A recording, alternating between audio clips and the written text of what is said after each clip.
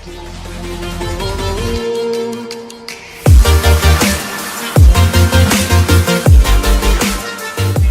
Bismillahirrahmanirrahim. Assalamualaikum warahmatullahi wabarakatuh. Waalaikumsalam warahmatullahi wabarakatuh. Alhamdulillah wa syukurillah. Kita panjatkan puji syukur kehadirat Allah, salawat dan salam kepada junjungan besar Nabi Muhammad SAW. Sahabat Life Learning Club yang saya cintai, yang insya Allah dicintai oleh Allah Subhanahu Wa Taala, malam ini senang sekali kita berjumpa lagi dalam salah satu sesi dari Life Learning Club Talk, ataupun kita istilahkan LLC Talk. Baik, sahabat semua, ini Mas Sekti, kalau kita bicara di Life Learning Club ini, jadi nggak ada panggil Pak, nggak ada panggil Bu ya. Ini nanti Mas Sekti pun biasanya saya panggil Pak, malam ini saya panggil Mas ya. Waduh, saya agak kagok ini dengan Pak Edi, karena Pak Edi guru saya ini. Jadi kalau saya panggil selain itu, waduh repot juga ya. Panggil Bang Edi. Oh, iya. Baik, jadi bahagia sekali kita malam ini jumpa dengan Mas Sekti Raharjo, nama lengkapnya. Beliau alhamdulillah saya perkenalkan dulu, pendidikannya S1-nya Sarjana Teknik Pertanian, ya. Iya, betul. Dan juga sudah menyelesaikan program Magister Management. Bahkan yang saya tahu ketika menyelesaikan Magister Management termasuk one of the best ya di angkatannya. Alhamdulillah. Terima kasih, alhamdulillah. Kegiatan Mas Sekti sekarang ini selain beliau seorang dosen di salah satu perguruan tinggi di Bogor, ya, dan juga beliau ini komisaris di perusahaan yang memang bergerak di dalam learning, ya, cara belajar ataupun optimalisasi belajar, yang namanya itu adalah simple learning. Jadi sangat berbahagia kita malam ini ketemu Mas Sekti. Beliau yang memang sehari-hari semenjak mahasiswa itu memang menyenangi untuk bagaimana meningkatkan potensi ataupun kemampuan kita selaku manusia yang Allah ciptakan untuk menjadi optimal dengan mengenal cara belajar. Karena seperti kita ketahui, kalau cara belajar itu kita tidak kuasai, mungkin kita baca buku kita tidak begitu senang, ya, ataupun hari ini kita tidak tahu cara belajar kita, sehingga kita juga bisa menjadi tidak optimal dan tidak efektif belajar. Atau sebaliknya, ketika kita sudah menjadi orang tua, kita juga mungkin tidak mengenal cara belajar anak kita. Jadi kalau anak kita belajarnya mungkin suka sambil lari-lari, sambil main, mungkin kita malah tidak suka karena kita anggap wah ini nggak serius belajarnya. Jadi malam ini kita sangat senang sekali hadir ya salah seorang mentor Life Learning Club. Bahkan Mas Sekti ini termasuk merupakan bidan di awal ya, membidani Life Learning Club ketika dimulai di tahun 2015 ya. Yeah. Jadi Mas Sekti, perlu saya kasih tahu juga kepada sahabat Life Learning Club, bagi yang ingin mendapatkan PowerPoint-nya yang sudah kita bikin dalam PDF file, itu tolong diregister ke LLC Talk ya. LLC Talk itu ada di Bitly ya, sesuai dengan apa yang kita sampaikan, karena kita tidak masukkan di seluruh grup itu sharing filenya, karena kita akan bikin sesuai dengan apa talk kita malam ini. Baik Mas Sekti, karena waktu kita itu sekitar 1 jam, jadi nanti Mas Sekti kita kasih waktu maksimal 45 menit, dan nanti pertanyaan itu antara 15 menit ya. Jadi kalau masih banyak pertanyaan ya, saya mohon mungkin nanti waktunya di-extend ya Mas, tambah 15 menit ya. Mudah-mudahan Mas Sekti dengan bersedianya berbagi malam ini menjadi suatu keberkahan buat kita semua, terutama buat Mas Sekti sekeluarga. Amin. Baik, agar waktunya efektif, saya segera minta Mas Sekti untuk memulai, untuk menyapa sahabat semua. Ini sahabat Life Learning Club, ada juga tadi saya lihat ada yang dari Malaysia ya, dari ujung timur itu Bu Mia ya. Jadi ini hampir seluruh Indonesia bahkan Nusantara Mas Sekti. Silakan Mas Sekti.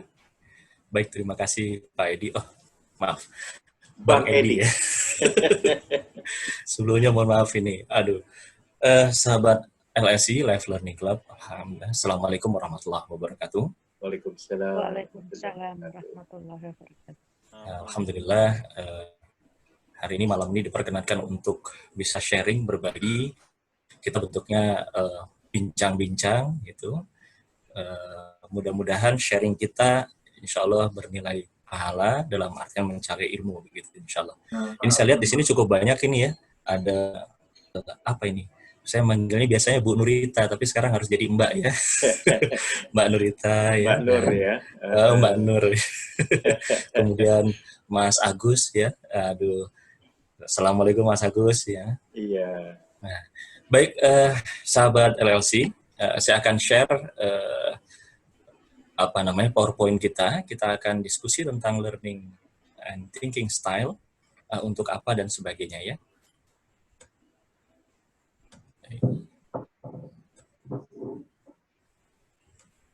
Ya, ini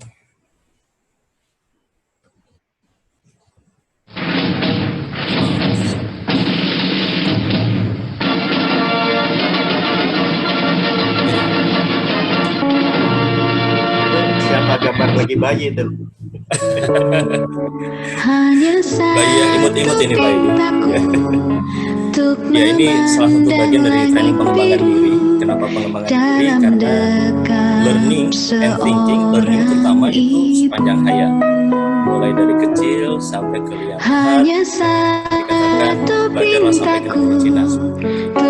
Jadi mudah-mudahan sharing kita di malam hari ini adalah bagian di dalam pengembangan diri itu sendiri, insya Allah.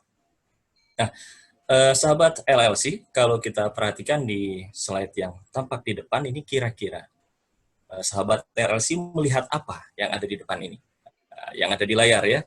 Terlihat ini, kira-kira mungkin bisa share atau memang hanya monolog saya yang menyampaikan? Bisa share melalui chatting ya. Atau mungkin kalau dia ingin ini, sahabat semua, kalau ingin ada satu pertanyaan bisa aja dimunculkan reaksi seperti itu ya di layarnya ya, tentu nanti akan saya pantau. Santai aja Mas Sekti, ini karena ini kita bikin suasana yang rileks. Silakan Mas. Ya. Baik, terima kasih. Ini saya lihat di chat grup nih, oh ternyata macam-macam ya. Ada yang berpendapat ini pemandangan. Ini menurut Mbak Aini ya. Kalau Mas Ridho Anwar bilang ini gambar bayi. Nah, kalau Mbak Nurita, mohon maaf, ini ada dua manusia. Ini ternyata kalau kita melihat gambar yang sama, tetapi sudut pandangnya bisa berbeda. Ada yang mengatakan ini adalah pemandangan, ada yang mengatakan ini adalah gambar bayi, gitu ya. Nah, ternyata, ada yang bilang ini bayi, tapi juga ada dua orang lagi bulan madu, lagi pacaran katanya begitu. Ya, banyak variasi ketika kita melihat satu gambar yang sama. Nah, kenapa seperti ini? Nanti ini akan kita bahas keunikan di dalam proses berpikir kita. Melihat hal yang sama, tapi kita bisa mempersepsikan menjadi hal yang berbeda. Nah, ini sebagai dasarnya. Ternyata kalau kita katakan dari gambar ini, ternyata benar semuanya. Ada yang menganggap ini adalah sebuah pemandangan, betul, bahwa ada dua pasangan sedang berbulan madu di tepi Danau Toba misalnya, kemudian dia sedang melihat danau, boleh dibilang begitu. Atau ada yang mengatakan ini adalah seorang bayi, atau bahkan mungkin dikatakan mungkin bukan bayi tapi adalah janin gitu ya. Bagaimana melihatnya? Nah, janin itu kita lihat kalau kita anggap ini gambar ini adalah bagian kepalanya, kemudian ke sini adalah hidung. Ini kelihatan ya, Bang Edi, kursor saya begitu ya. Ini adalah mulutnya dan ini dagunya, kemudian ini adalah area tangan, maka kita bisa lihat ini adalah janin bayi yang tercapture ya dengan jelas. Kalau kita lihat ini adalah pasangan muda yang sedang berbulan madu, ya kita lihat dua orang yang sedang berduaan. Melihat gambar yang sama, tetapi berpikir hal yang berbeda. Ini sesuatu yang unik. Kenapa bisa begitu? Itu akan kita, mudah-mudahan insya Allah kita bisa ulas, kita bisa diskusikan. Itu Mas Sekti ada yang bilang tuh, kalau nggak dijelasin, dia bilang nggak lihat bayi dia katanya. Itu gimana tuh? Ternyata ada yang kalau nggak dijelasin nggak kelihatan bayinya gitu ya. Iya, sama. Itu banyak yang komentar kayak gitu, Mas. Oh gitu, ya. Itu nanti akan kita bahas bahwa ketika kita melihat sesuatu, otak kita melakukan dua fungsi. Yang pertama itu akan melihat apa adanya gitu, mempersepsikan sesuatu apa adanya. Ada yang mempersepsikan dengan ada apanya. Ya. Gitu. Ada yang tersusun dan ada yang abstrak. Nanti itu akan kita bahas. Kenapa seperti itu? Mudah-mudahan dengan sharing ini Pak Edi ya, Bang Edi, kita sharing. Mudah-mudahan nanti lebih jelas lagi. Ya, baik. Jadi bisa terlihat ada apanya dan apa adanya. Menarik sekali nih Mas Ekti. Lanjut Mas. Baik, tadi di awal saya sampaikan bahwa ternyata kalau kita bicara tentang learning style atau thinking style, ini adalah satu proses keilmuan yang memang harus kita pelajari. Kenapa? Karena belajar itu sendiri sepanjang hayat. Begitu kan ya Bang Edi ya? Ya. Nah, ketika kita bicara pembelajaran, tentu kita harus mengetahui bagaimana alur pembelajaran itu. Kalau orang industri pasti akan tahu begitu alur sebuah industri itu seperti apa, yang kita sebut dengan IPO.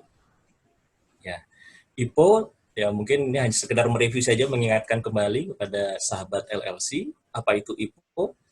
IPO itu adalah input, proses, dan output.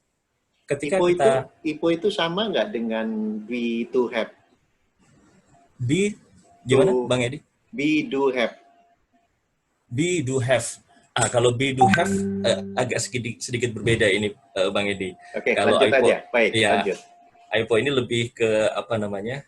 Alur pembelajarannya gitu. Nah, ada input, proses, output. Seringkali ketika kita mengharapkan proses pembelajaran yang optimal, terlihatnya dari outputnya. Kalau kita bicara sistem manajemen, bagaimana output yang baik? Zaman dulu kita kenal dengan QC, quality control, maka mengontrol produk itu di akhir. Tapi dengan berkembangnya ilmu pengetahuan, maka kita mengenal ada namanya TQM, begitu ya Bang Edi ya? Ya. Total Quality Management, bahwa ketika kita mengharapkan output yang baik, tentu bukan hanya di akhirnya yang kita harus cek, tetapi mulai dari input dan prosesnya pun harus baik.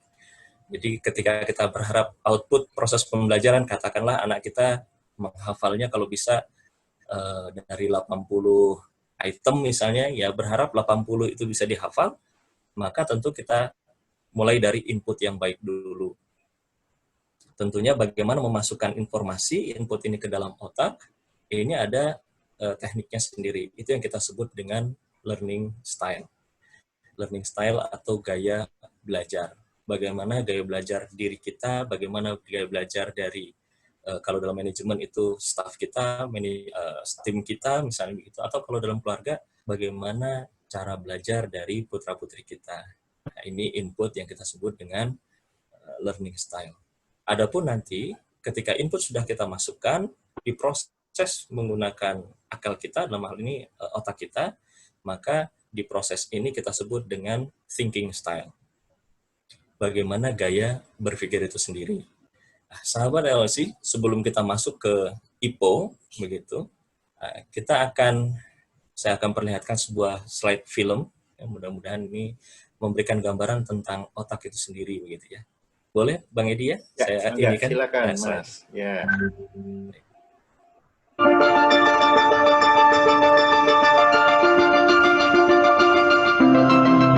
Otak manusia tersusun atas rata-rata 10 triliun sel saraf.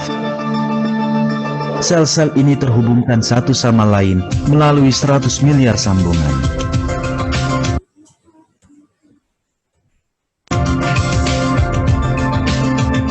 Seratus miliar jumlah jauh di luar pemahaman kita.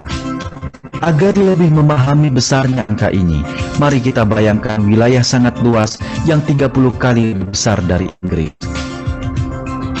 Jika kita anggap keseluruhan wilayah ini tertutupi pohon, dan setiap pohon memiliki 10.000 daun, maka jumlah total daun di seluruh wilayah ini sama dengan jumlah sambungan sel saraf di dalam otak kita.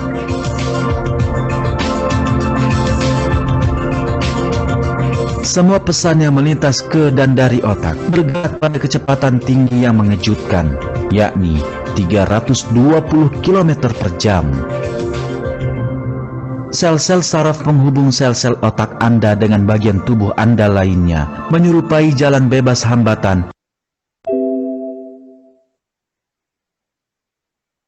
yang mengangkut informasi antara tubuh dan otak.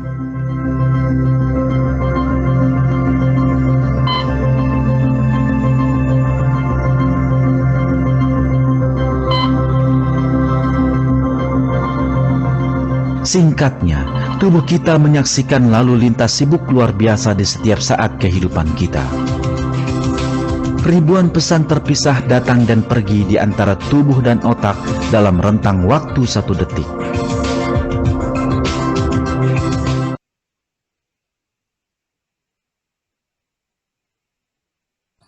Baik, sahabat LLC, yang tadi saya share adalah gambaran tentang otak manusia, begitu ya. Ternyata otak manusia itu Allah memberikan dengan karunia yang luar biasa.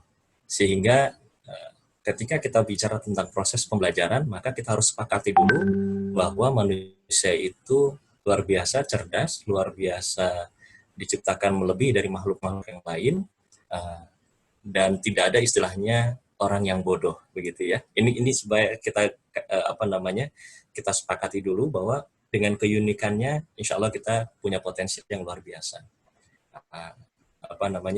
Hanya kita belum bisa menemukan apa kunci untuk bisa mengoptimalkan otak itu sendiri.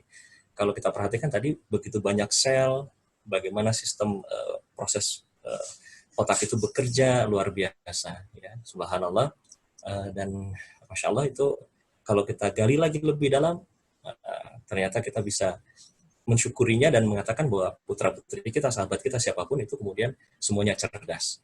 Ketika ada sesuatu yang mereka tidak tangkap dari cara bicara kita atau dari komunikasi kita, bisa jadi kita belum menemukan kunci yang tepat untuk berkomunikasi atau memproses bagian otak dari lawan bicara kita, begitu. Nah, apa itu IPO? Input, Process, Output. Input itu adalah bagaimana kita memasukkan informasi ke dalam otak kita, gitu Bang Edi, kira-kira. Jadi kalau misalnya saya katakan, misalnya ini ada whiteboard, begitu, kita katakan whiteboard ini warnanya putih, kenapa bisa putih, begitu? Nah, itu karena ada satu pantulan cahaya yang mengenai dinding whiteboard tersebut, dan kemudian dari cahaya itu diteruskan sampailah ke mata kita, dari mata kita masuk ke kornea, kornea ke bintik kuning, dari bintik kuning kemudian ada sistem saraf di dalamnya, dan kemudian sampailah kepada otak, dan kemudian kita mengatakan bahwa itu adalah warnanya putih, begitu. Nah, input adalah bagaimana kita memasukkan informasi ke dalam otak. Ini sesuatu yang menarik. Kenapa harus kita pelajari? Seperti kita menggunakan laptop misalnya. Bagaimana kita bisa memasukkan informasi ke dalam laptop? Tentu kita membutuhkan keyboard misalnya, atau kita membutuhkan mouse di dalamnya. Nah, ketika kita salah menggunakan alat, device, untuk bisa memasukkan informasi ke dalam komputer, tentu komputer tidak bisa memprosesnya. Maka, ini yang kita sebut dengan learning style. Nah, apa itu learning style yang kita sebut dengan modalitas belajar atau gaya belajar itu sendiri? Ya, ternyata di dalam modalitas belajar adalah segala sesuatu yang menjadikan bagian tubuh kita bisa menerima informasi dengan baik. Nah, ini saya kutipkan di dalam sebuah ayat Quran, yaitu Quran Surat Al-Mulk, ayat 23. Qul huwallazi ansha'akum wa ja'alakumus sam'a wal absara wal af'idah qalilan ma tashkurun. Ya, di Al-Mulk ayat 23 katakanlah dialah yang menciptakan kamu dan menjadikan pendengaran, penglihatan dan hati nurani bagi kamu, tetapi sedikit sekali kamu bersyukur. Jadi ternyata Allah sudah menciptakan pendengaran, penglihatan dan hati untuk bisa menerima informasi. Di Quran surah 14 Ibrahim ayat 7 dikatakan, jika kalian bersyukur pasti Allah akan tambah kenikmatan untuk kalian. Dan jika kalian ingkar, sesungguhnya azabku sangatlah pedih. Sahabat LLC, tadi saya sampaikan apa itu modalitas belajar, yaitu satu proses bagaimana kita bisa menyerap informasi saat berkomunikasi ataupun belajar. Nah, pendeteksian modalitas belajar sejak dini itu penting dilakukan agar penyerapan informasi dalam belajar lebih optimal. Tadi saya sampaikan ada input, ada proses, ada output. Ketika kita mengharapkan output, katakanlah 80, tentu kita harus bisa memasukkan informasi itu sebanyak lebih dari 80. Karena apa? Karena ketika kita memasukkannya di bawah 80, katakanlah 60 yang harus kita hafalkan, tentu outputnya tidak akan sampai 80. Nah, bagaimana memasukkan informasi? Ini yang disebut dengan learning style atau modalitas belajar. Apa saja yang kita kenal dalam modalitas belajar? Nah, ini mereview kembali pada sahabat LRC, kita kenal dengan VAK atau visual, auditorial, auditory, dan kinestetik, gitu Bang. Apa itu visual? Visual adalah proses belajar dengan cara melihat. Auditorial, proses belajar dengan cara mendengar. Sementara kinestetik, yaitu proses belajar dengan cara bergerak, bekerja, dan menyentuh. Ini adalah cara-cara bagaimana tubuh kita bisa menerima informasi dan memasukkan informasi itu ke dalam otak kita. Nah, tentu kita harus mengetahui dominansi terbesar di dalam gaya belajar kita apa. Ibarat kita berada di ruangan yang tertutup, gelap, kemudian di ruangan itu hanya ada 3 buah jendela, dan di 3 jendela ini ada ukuran yang kecil, yang sedang, ataupun yang besar, dan kita ingin membaca dengan nyaman, tentu kita akan membuka jendela terbesar.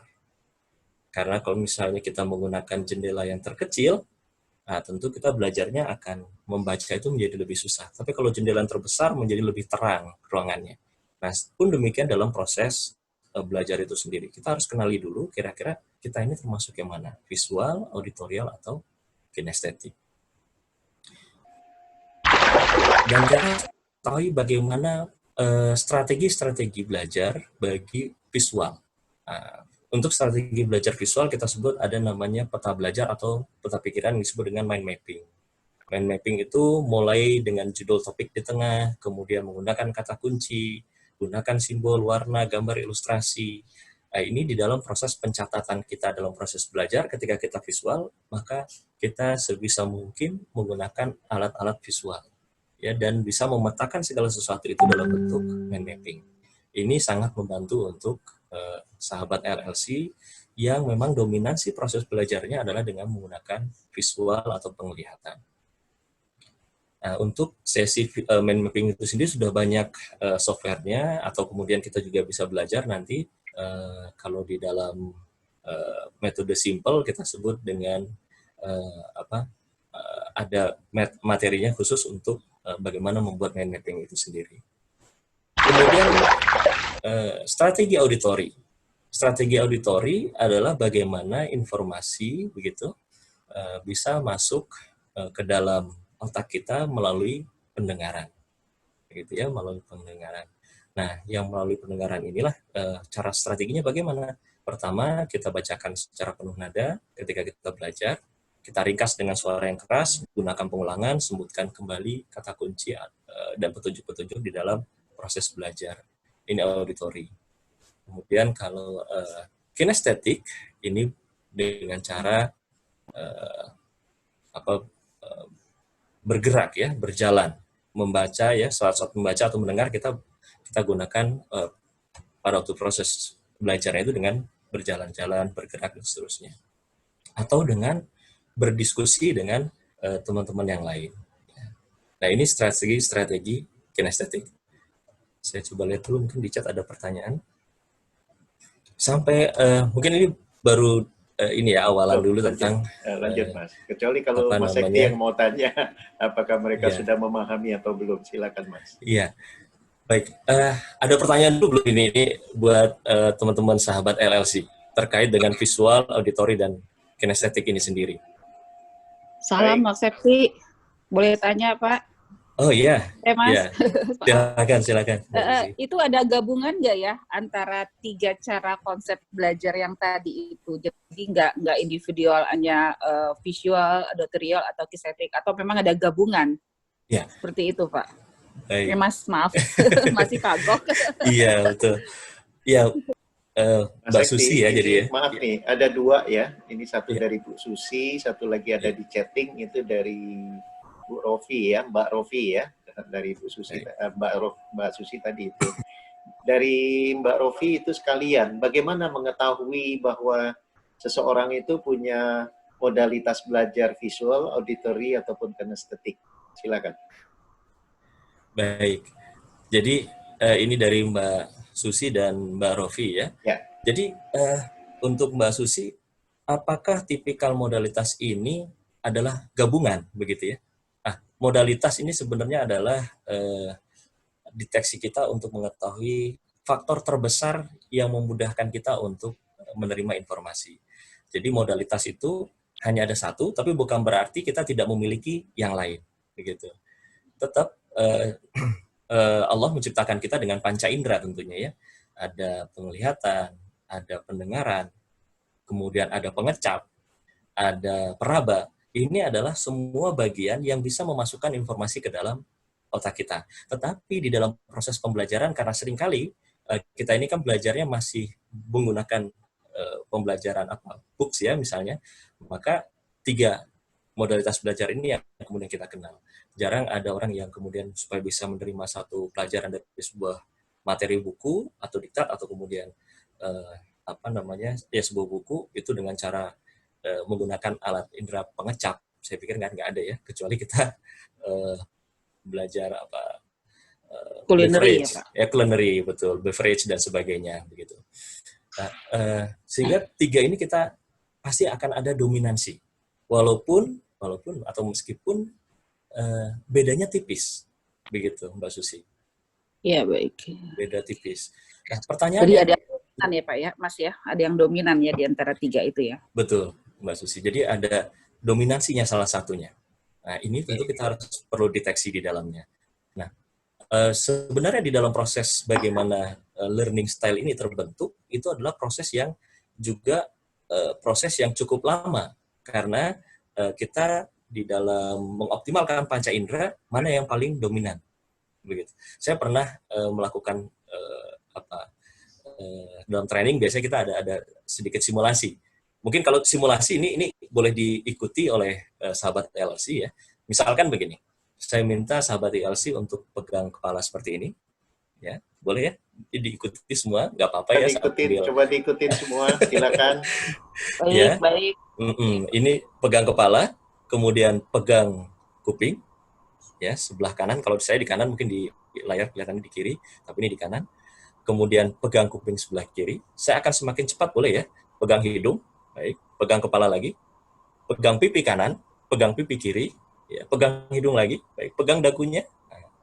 Nah, kalau misalnya sekarang pegang dagu, ini ada yang memegang jidat, berarti ini terlihat modalitas belajar, gitu ya. Itu Mas Agus kelihatan itu. Dia nggak pegang dagu, Mas Agus. Iya. Itu apa tuh, Mas? Ini sebuah ilustrasi contoh kecil saja, Mbak Susi, bahwa itulah modalitas belajar. Ketika saya sampaikan, oke, ikuti ya instruksi saya, ikuti instruksi kan berarti menggunakan bahasa lisan sebenarnya.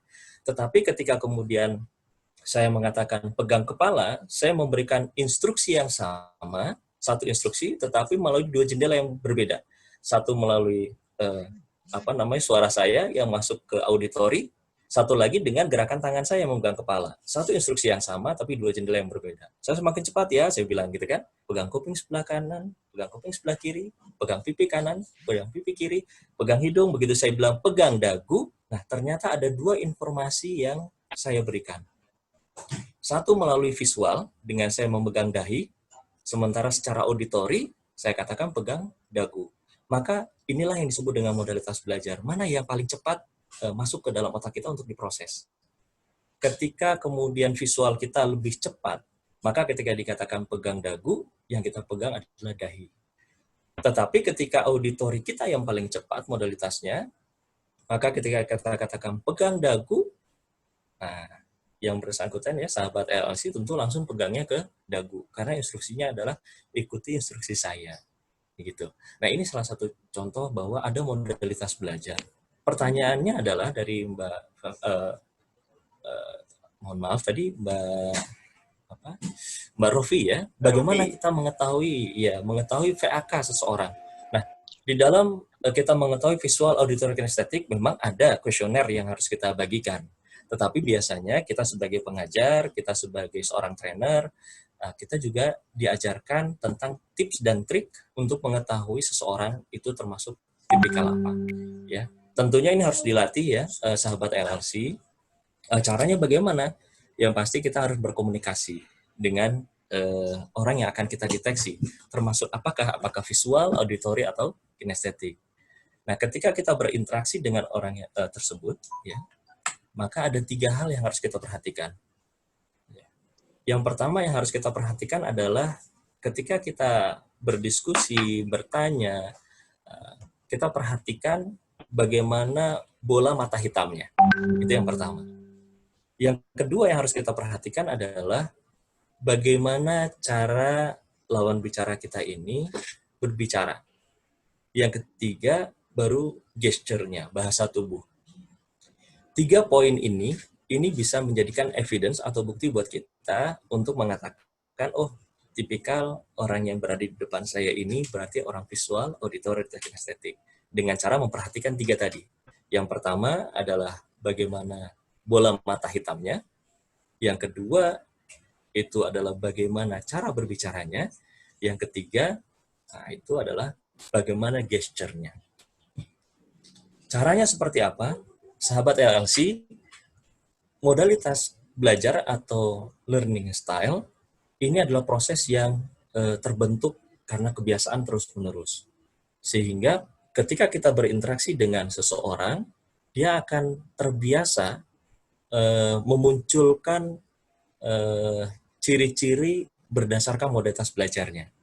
Misalkan ketika kita berdiskusi dengan seseorang, kita bisa pancing bagaimana caranya kemudian kita membuat sebuah pertanyaan-pertanyaan dan itu akan menstimulus otaknya untuk menjawab pertanyaan kita tetapi berdasarkan modalitas belajarnya.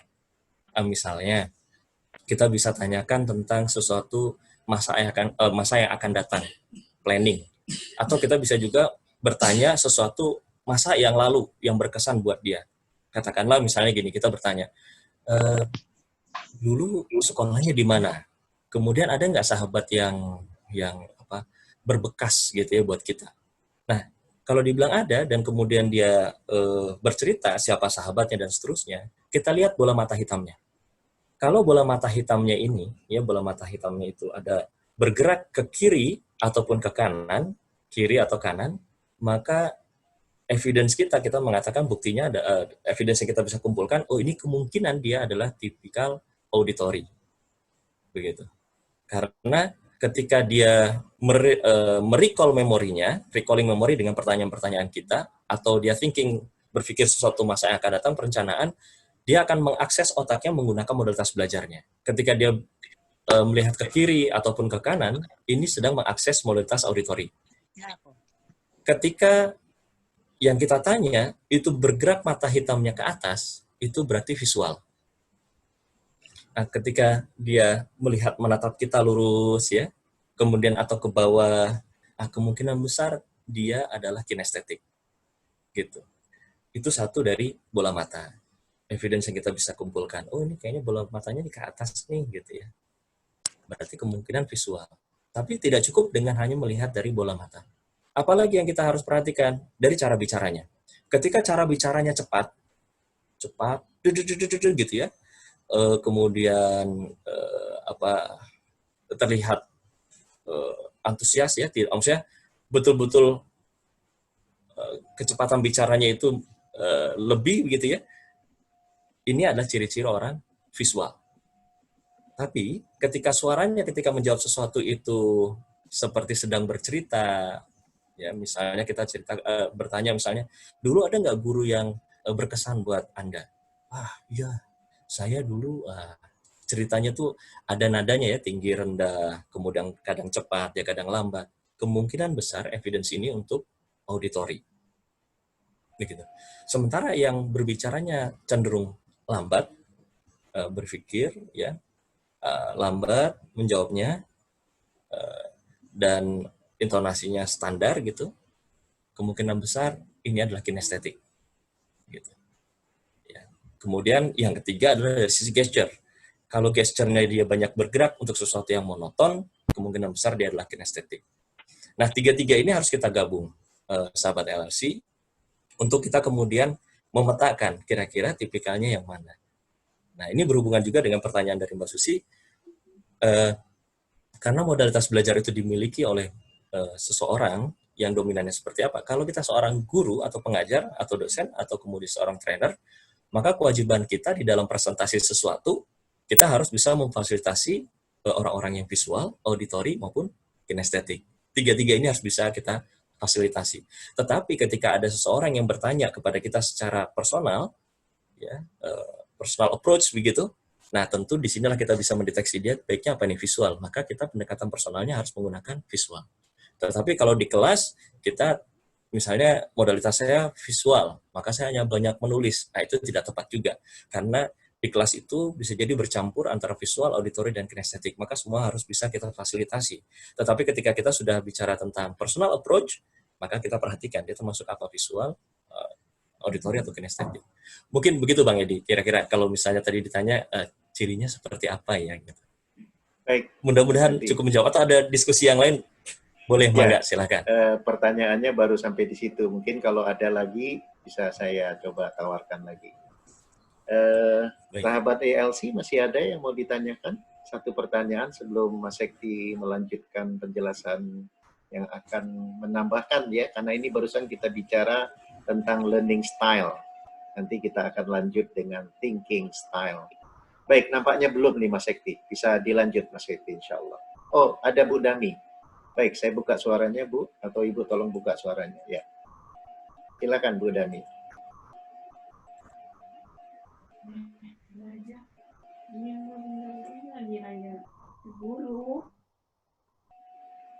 Suaranya belum dibuka itu Bu, Bu Dami. Ya, sudah. Ya, silakan. Terima kasih Mas Edi. Jadi tadi ketika Mas Sekti, iya. Mas Sekti mengatakan pegang kepala gitu. Saya tidak mau melihat Mas Sekti melakukan gerakannya. Jadi saya fokus saja dengan suara gitu ya. Nah itu saya membohongi diri saya bahwa saya sebenarnya kinestetik atau visual atau apanya gitu enggak. Karena saya tidak mau terpengaruh dengan melihat gerakannya Mas Sekti. Nanti saya akan ikut gitu kan. Makanya saya hanya fokus mendengarkan saja gitu. Itu artinya saya dominan ke visual atau ke yang auditori. Baik, Mbak Dami ya. Jadi ini Mbak, sebenarnya memang yang ilustrasi yang tadi saya sampaikan itu sering dipakai di dalam sebuah pelatihan atau training. Sehingga seringkali ketika kita sudah tahu, ini berarti trainernya lagi ngerjain kita nih, sebenarnya kan begitu. Sehingga kita memilih untuk, jangan dilihat deh. Tetapi di dalam proses belajar, biasanya saya sampaikan, ini adalah faktor real.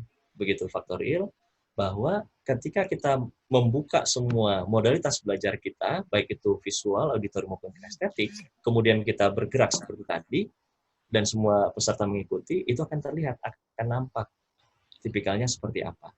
Jadi kalau misalnya tadi Mbak Dami, kira-kira saya tipikal apa? Apa saya, berarti baiknya Mbak Dami harus dites dulu.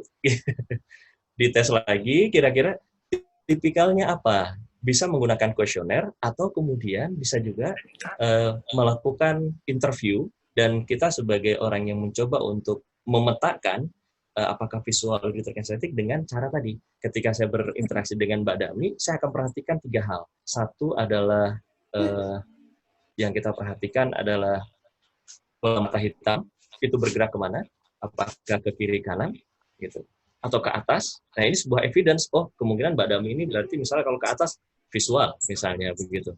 Tapi itu harus didukung oleh bagaimana cara bicaranya. Ketika cara bicaranya cepat, ini berarti memperkuat evidence kita, ya, bukti-bukti kita, fakta-fakta yang ada ini memperkuat sepertinya Mbak Dami ini visual.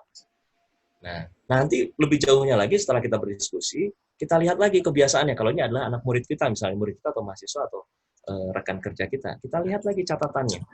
Nah, itu akan lebih kelihatan lagi. Kalau di dalam catatannya itu banyak gambar-gambar selain catatan meeting, misalnya dia kasih gambar apa gitu, itu semakin menunjukkan evidence bahwa dia adalah visual. Begitu. Kalau kemudian ketika kita berinteraksi, bola matanya ke kiri dan ke kanan. Berarti evidence pertamanya auditori. Kemudian cara bicaranya juga intonasi ada yang kadang tinggi, kadang rendah, kadang cepat, kadang lambat. Maka ini memperkuat, ini kemungkinan evidence-nya auditori.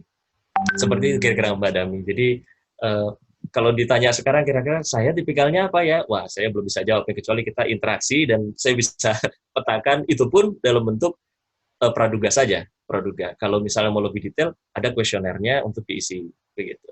Ya, kasih. Ya, sama-sama Mbak Dami. Baik. Baik, Mas Sekti, kalau kita lihat dari waktu, ini kan untuk presentasi sekitaran 5-10 menit lagi. Apakah mau dilanjut atau bagaimana? Atau silakan, karena waktu kita memang tidak panjang, kita bisa aja bikin nanti seri yang akan datang. Menurut Mas Sekti gimana? Saya kembalikan kepada Bang Edi lah sebagai host dan rekan-rekan sahabat ya, sahabat LLC. Sebenarnya memang kita akan bahas ini input, proses, output. Inputnya adalah learning style. Kemudian kita bicara berikutnya proses. Proses itu kita akan bicara nanti thinking style. Bagaimana otak kita memproses informasi yang sudah masuk ke dalam informasi sudah masuk ke dalam otak kita. Begitu, Bang Edi. Ya, saran saya Mas Sekti bisa dilanjut untuk thinking style-nya. Nanti kita perkaya dengan tanya jawab. Tetapi andai kata nanti kita lihat masih banyak yang masih belum jelas, bisa aja nanti kita bikin topik yang sama pada sesi yang lain, begitu Mas Sekti. Enggak, dipersilakan Mas. Baik Bang Edi, kalau gitu kita lanjut ya. Mohon maaf ini kalau ada pertanyaan nanti kita bentuknya sharing misalkan. Baik, tadi kita baru sampai di input. Input adalah learning style, bagaimana proses belajar itu sendiri ya. Nah, kita lanjutkan. Nah, ini contoh-contoh hanya sekedar ilustrasi saja tentang visual, auditory, dan kinestetik. Mungkin karena waktu kita skip dulu ya. Ini contoh untuk auditory, mungkin ini agak sedikit menarik. I'll give you an example. Yamaha.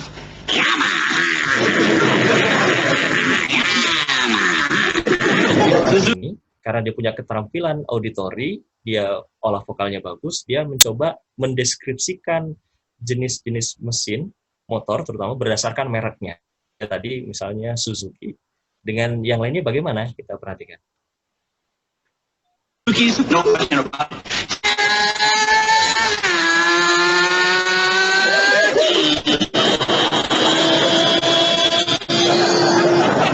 Hondas. You don't even know what it is when it goes by. It'll surprise you.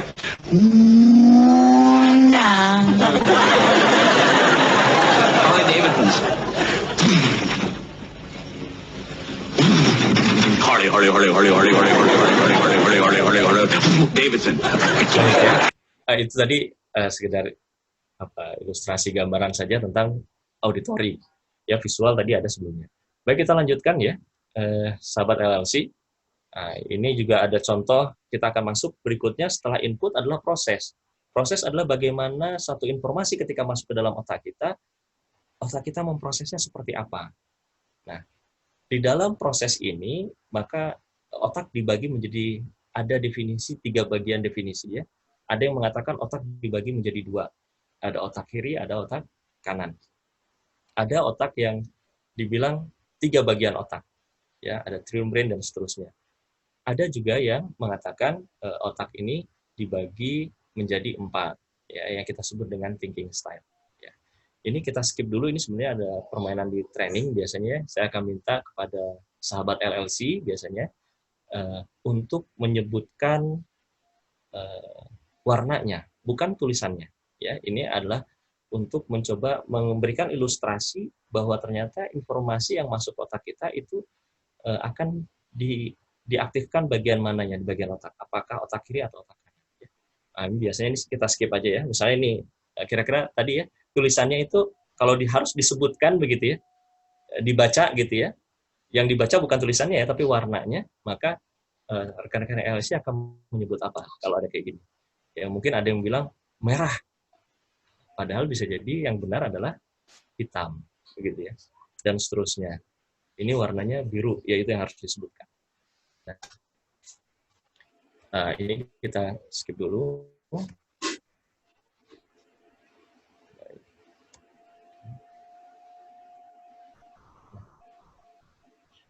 Di dalam proses, itu dibagi menjadi 2.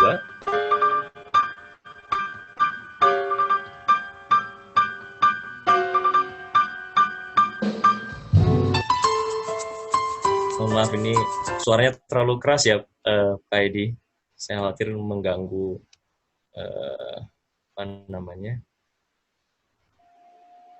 ganggu diskusi kita.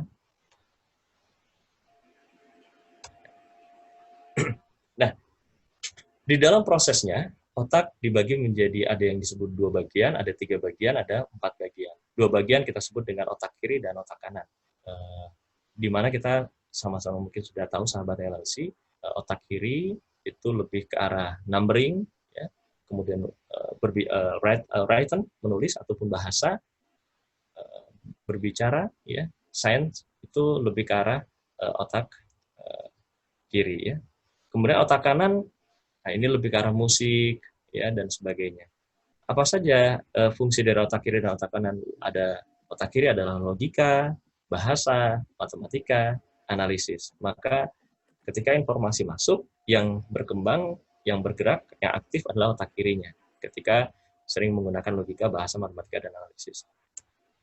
Sementara otak kanan ini lebih ke arah gambar, imajinasi, ya, ritme, dan dimension space.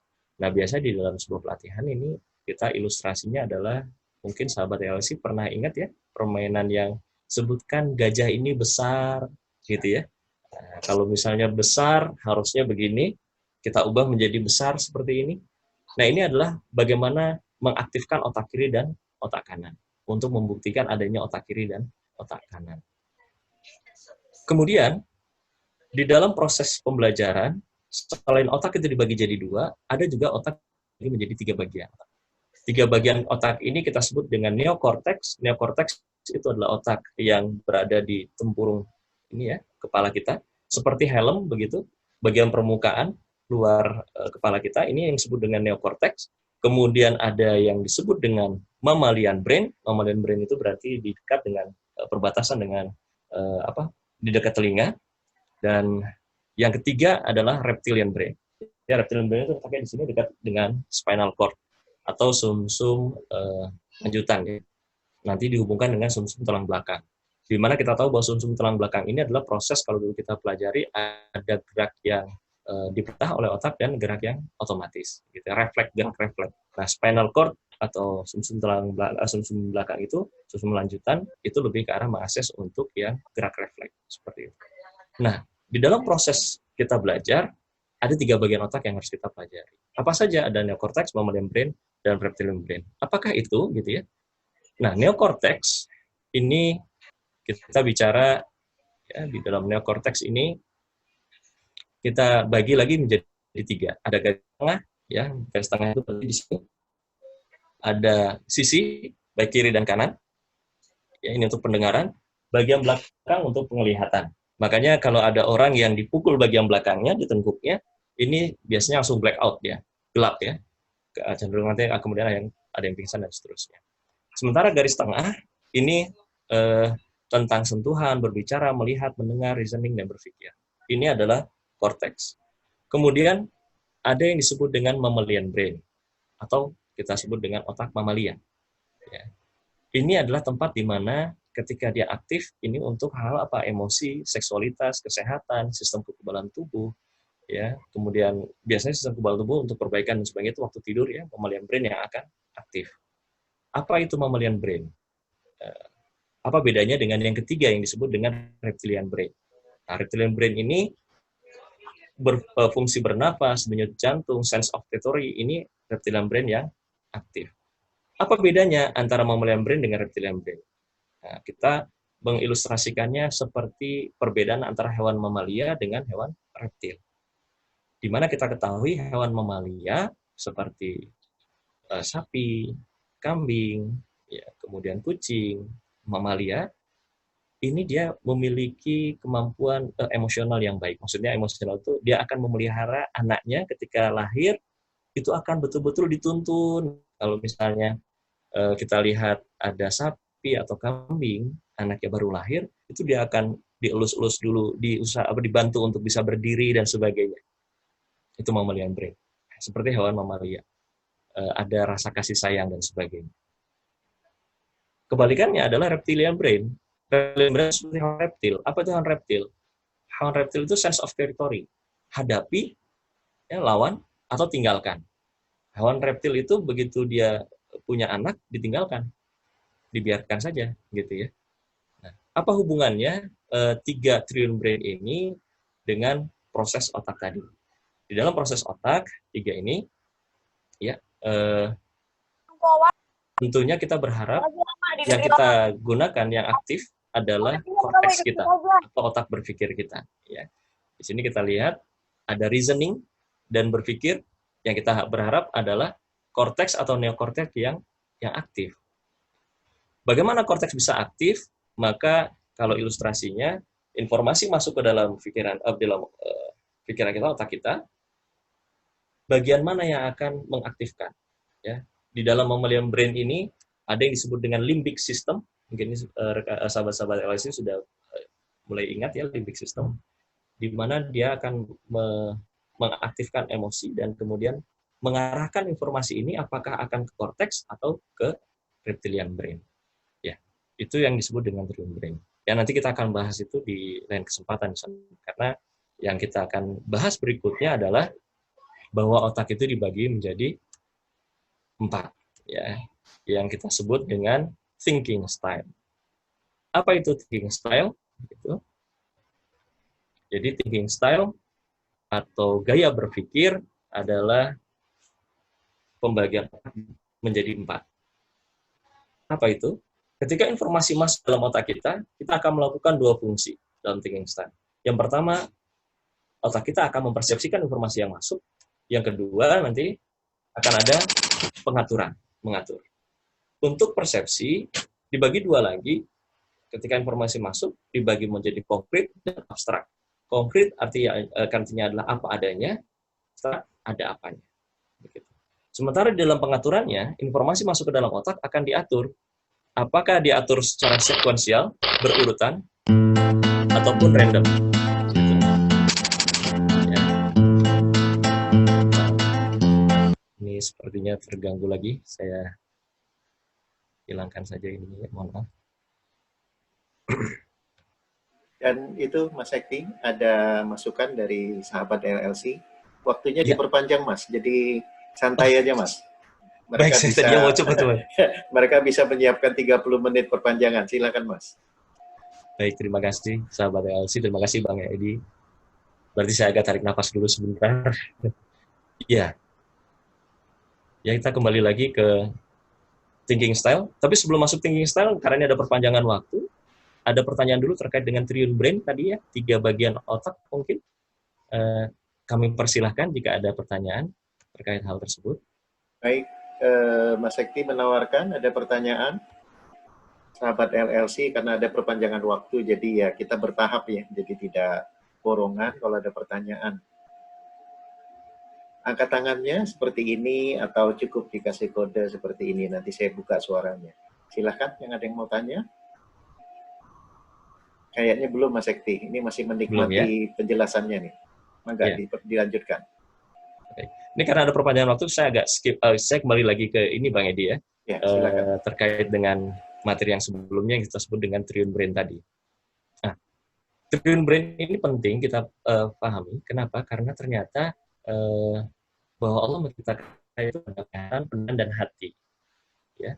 Dan bagaimana kita bisa memproses informasi ini secara optimal, tentunya kita berharap ketika informasi masuk, korteks kita yang bergerak. Tapi korteks ini akan bergerak, dia akan aktif dengan satu kondisi tertentu. Kondisinya apa? Kondisinya adalah di dalam limbic system tadi. Mammalian brain itu seperti sebuah jembatan. Ketika informasi ini ditangkap oleh mammalian brain dalam kondisi yang tenang, senang, menyenangkan, maka informasi itu akan diteruskan kepada korteks, pada pikiran, bagian korteks kita. Tetapi ketika kemudian kondisi kita dalam kondisi limbic system kita, dalam mammalian brain kita itu dalam kondisi yang tertekan, maka informasi itu akan masuk ke reptilian brain. Hadapi, lawan, atau kabur. Ilustrasinya seperti ini, sahabat LLC. Ketika kita melihat seorang bayi, gitu ya, yang baru beberapa bulan, yang gembil, manis, lucu, begitu, tentu kita akan punya rasa senang, gitu ya. Wah, bahagia, begitu. Nah, bahkan kalau perlu pengen gendong dong, gitu ya, pengen gendong. Ketika kita gendong, kemudian bayi ini menangis. Informasi bayi menangis ini ditangkap oleh visual kita atau auditori dan masuk ke dalam otak kita. Ketika sistem limbik kita, mammalian brain kita dalam kondisi masih tenang, maka kita akan berpikir kenapa dia menangis. Biasanya ibu-ibu begitu, oh kalau menangis ini mungkin dianya tidak nyaman, begitu ya. Tidak nyamannya bisa jadi popoknya basah, gitu ya, atau sudah pampersnya sudah penuh, maka diperiksa, diganti pampersnya, popoknya diganti. Begitu diganti, oh bayinya sudah tenang, berarti benar nih, digendong lagi. Ketika digendong, masih nangis. Ada apa ya? Korteks kita masih berpikir, oh mungkin dia haus, kita kasih minum. Setelah dikasih minum, masih nangis juga. Nah, mulai deh. Ini pertanyaan biasanya untuk para bapak-bapak nih. Ketika punya bayi, ya, kondisinya nangis terus, apa yang dilakukan oleh kita? Nah, kemungkinan yang kita lakukan adalah kita panggil istri kita. Mah, Bu, Umi, gantian deh, gitu ya. Nah, ini artinya bahwa ketika kita sudah mulai tertekan, kita sudah mulai dalam kondisi yang tidak nyaman, informasi bayi menangis tadi itu tidak diakses oleh korteks kita. Kita tidak lagi mencari apa sebabnya, tapi kita langsung berusaha untuk pilihannya reptilian brain. Hadapi atau lari. Nah, biasanya para bapak gitu ya, mungkin tidak semua ya Bang Edi. Para bapak memilihnya adalah yang kedua, lari. Lari dengan cara apa? Kita panggil istri kita, Mah, ini nangis bayinya. Gitu ya. Itu yang biasanya kita lakukan, karena reptilian brain kita sudah masuk. Tapi ada juga sebagian orang yang kemudian karena emosi tadi, tertekan emosi, sehingga informasi bayi nangis itu masuk ke dalam reptilian, tapi dia tidak lari, tapi dihadapi. Bagaimana cara menghadapinya? Nah, cara menghadapinya bisa macam-macam, sahabat LLC. Mulai dengan cara yang tidak logis. Misalnya, dia bertanya kepada bayi ini, kamu kenapa sih nangis, nak? Itu kan tidak logis. Secara korteks itu adalah otak berpikir tentang logis. Ini nggak logis lagi. Bayi kecil belum bisa bicara, ditanya kenapa dia nangis. Ya pastinya tidak akan bisa menjawab. Kenapa dia? Karena reptilian brain-nya sudah bermain. Ketika udah ditanya kenapa masih nangis juga, nah, kita gendongnya ya kita gerakin dengan lebih cepat. Biasanya untuk menenangkan kita empok-empok, ya dipukul-pukul kecil gitu ya. Tapi masih nangis juga, kecil makin keras. Ini logikanya sudah nggak ada. Sudah masuknya ke reptilian. Artinya reptilian itu apa? Hadapi. Gimana caranya supaya bayi ini nggak nangis, tapi tidak masuk ke dalam logikanya lagi. Bahkan ada yang dicubit, itu logikanya kan nggak masuk.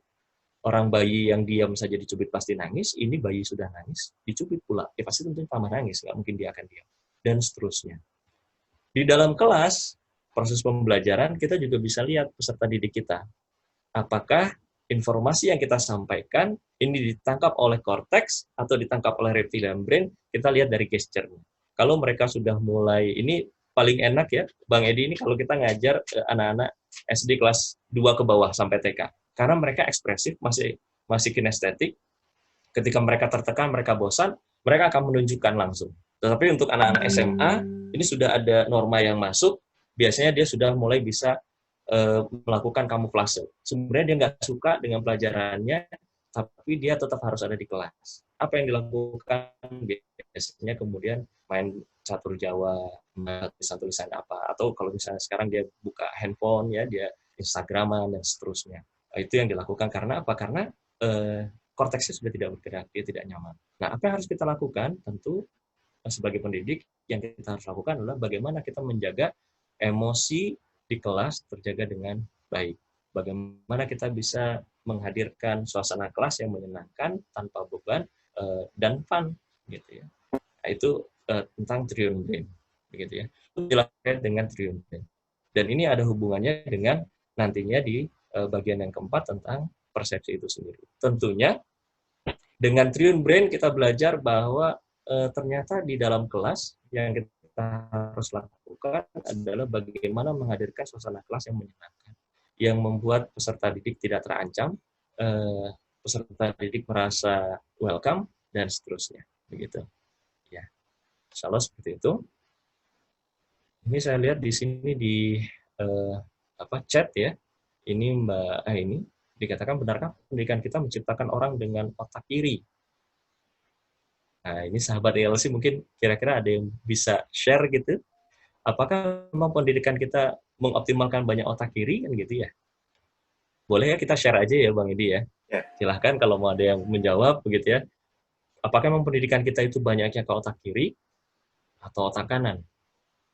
Ya, jadi sahabat LLC, ini ada yang bertanya dari Mbak Aini, apakah betul pola pendidikan di kita di Indonesia itu mengedepankan pendidikan sehingga yang lebih matangnya itu otak kiri?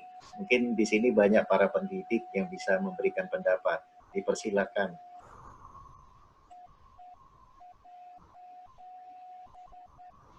Boleh, silakan. Mungkin Siapa yang juga mau tahu ya. sharing? Ini saya lihat juga hadir ada profesor ini, Mas Sekti ini. Profesor siapa nih namanya ya? Saya cek dulu namanya.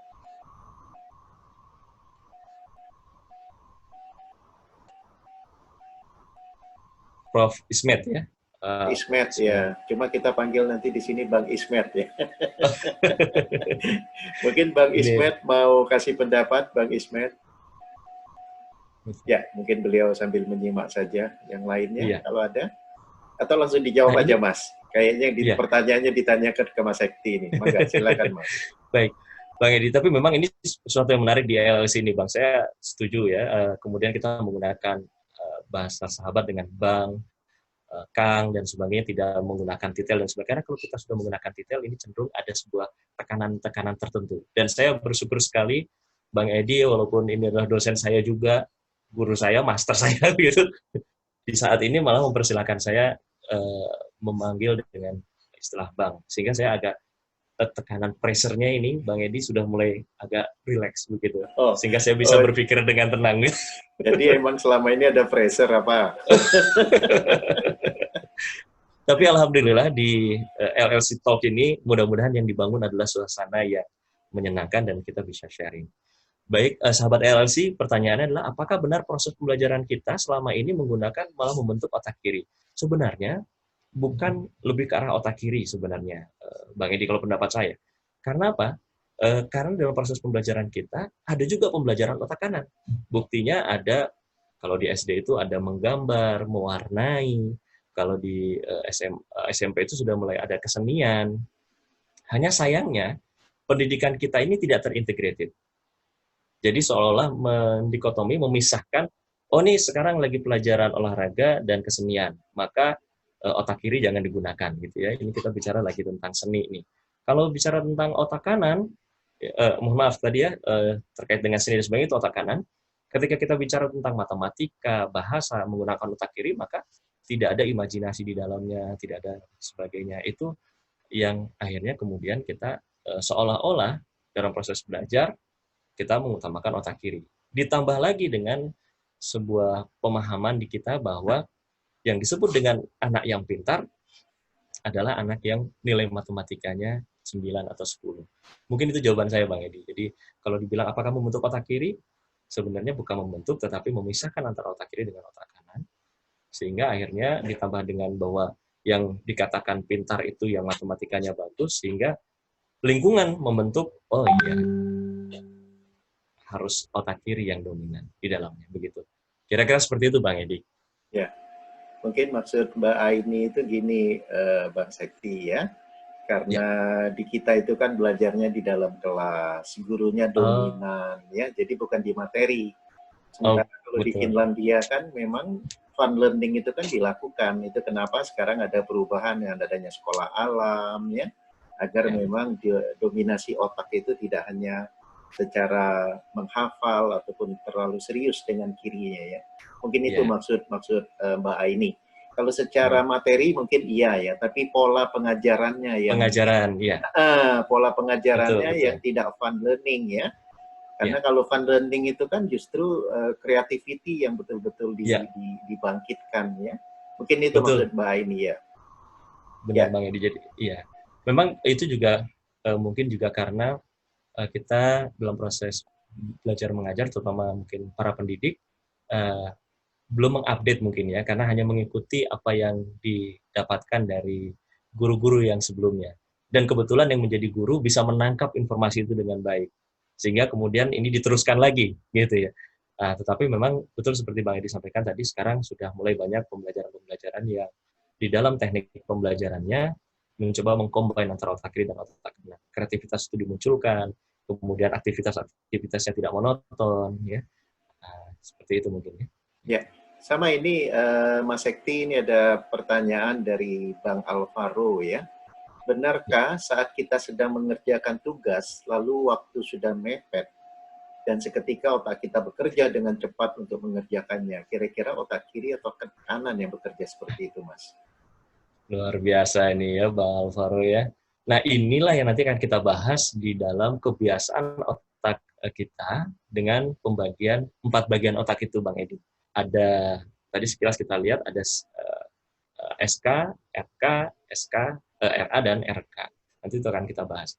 Nah, pertanyaannya, otak kiri atau otak kanan? Nah, ketika kita sudah waktunya mepet, nah, ini cenderung otak kanan yang paling dominannya. Walaupun otak kirinya tetap ada, gitu ya. Tetapi kreativitas untuk bisa menyelesaikan sesuatu itu menjadi hal yang lebih aktif otaknya muncul, begitu. Mungkin seperti itu. Nah, penjelasannya adalah begini. Lebih detailnya akan masuk pertanyaan dari Bang Alvaro ini, luar biasa ya. Ini sudah masuk ke materi kita yang kita bicara tentang thinking style tadi. Ya.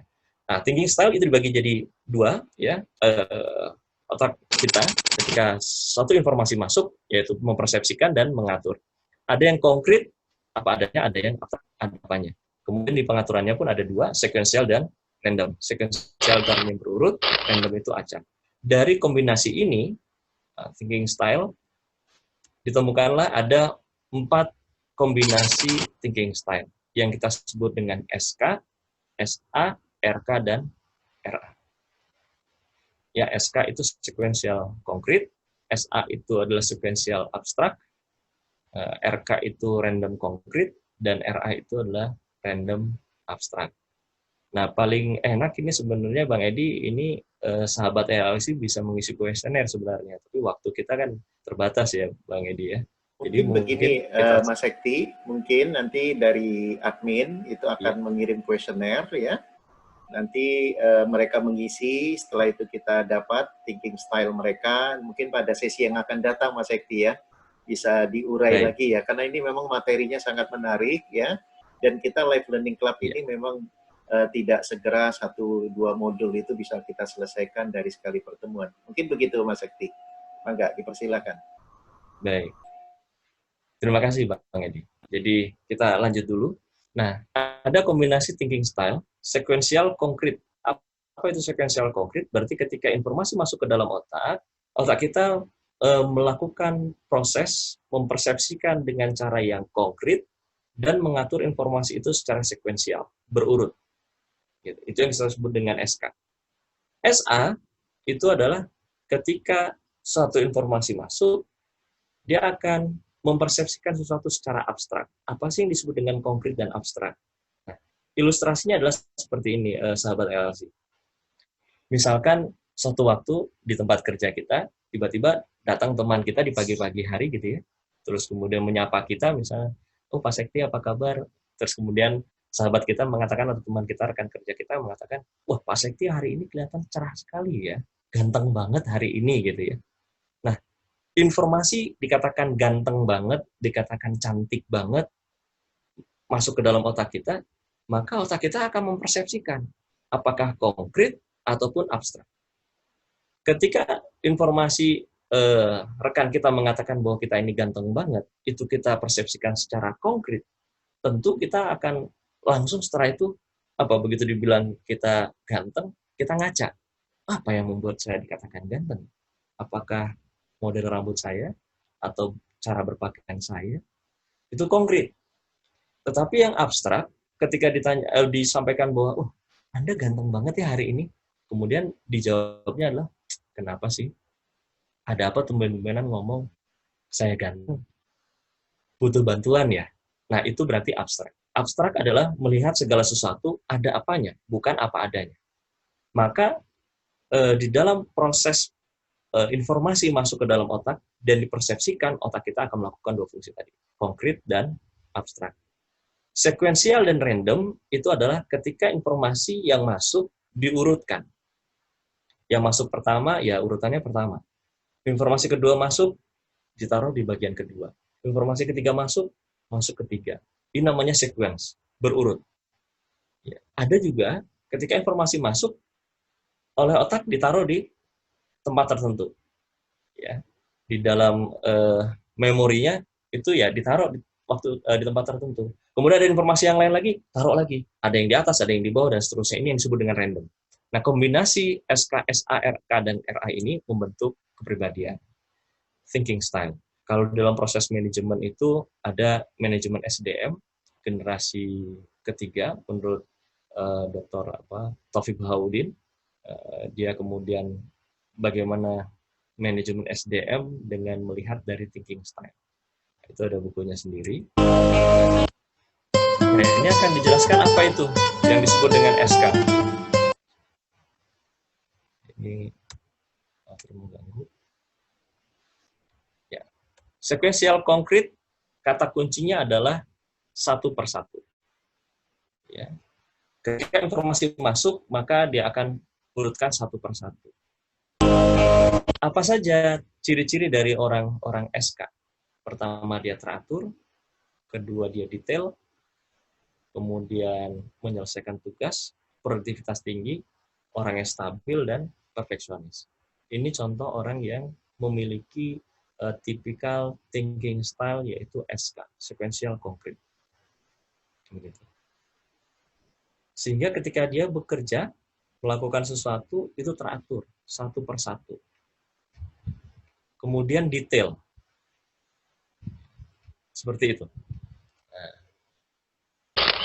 Hal apa yang paling dikagumi dari orang SK? Pertama, keteraturannya. Kedua, menaruh perhatian sampai pada hal kecil. Ini orang-orang SK ini biasanya hal kecil itu dia perhatikan betul. Ya, misalnya ada teman kita nih, misalnya kita nih pinjam ke teman kita, Bang, saya pinjam itu dong bolpennya.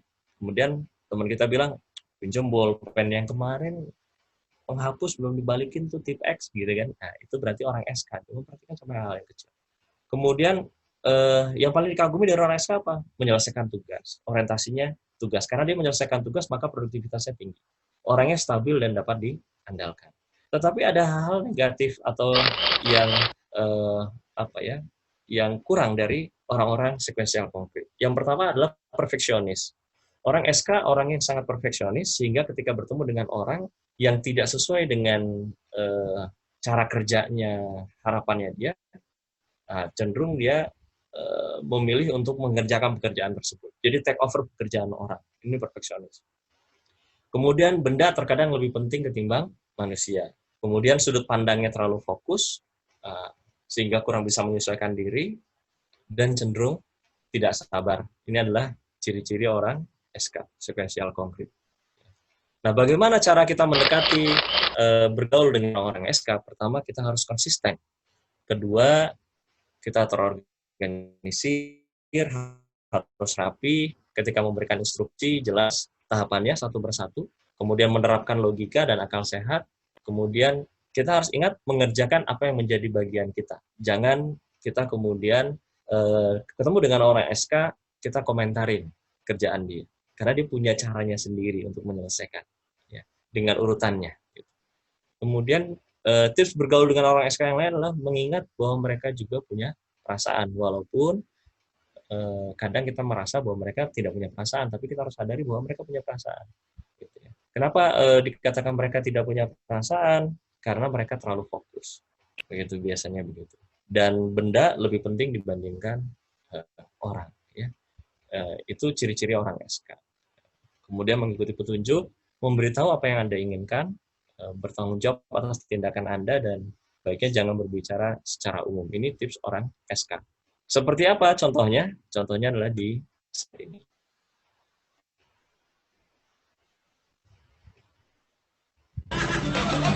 Hegyi versenyeinkről az erőszakot. Ha mégis előfordulnak Ini orang SK. Kalau dilihat aturan main, dia akan berpegang teguh pada aturan main. Ya, termasuk orang-orang SK itu adalah orang yang menegakkan peraturan. Jadi kalau dia lihat ada sebuah pelanggaran, dia nggak suka. Dan bentuk ketidaksukaannya itu betul-betul akan diperlihatkan. Ya. Seperti ini misalnya. Telítféltéssel elmagyarázzák a renitensnek a fair play szabályait, valahogy így.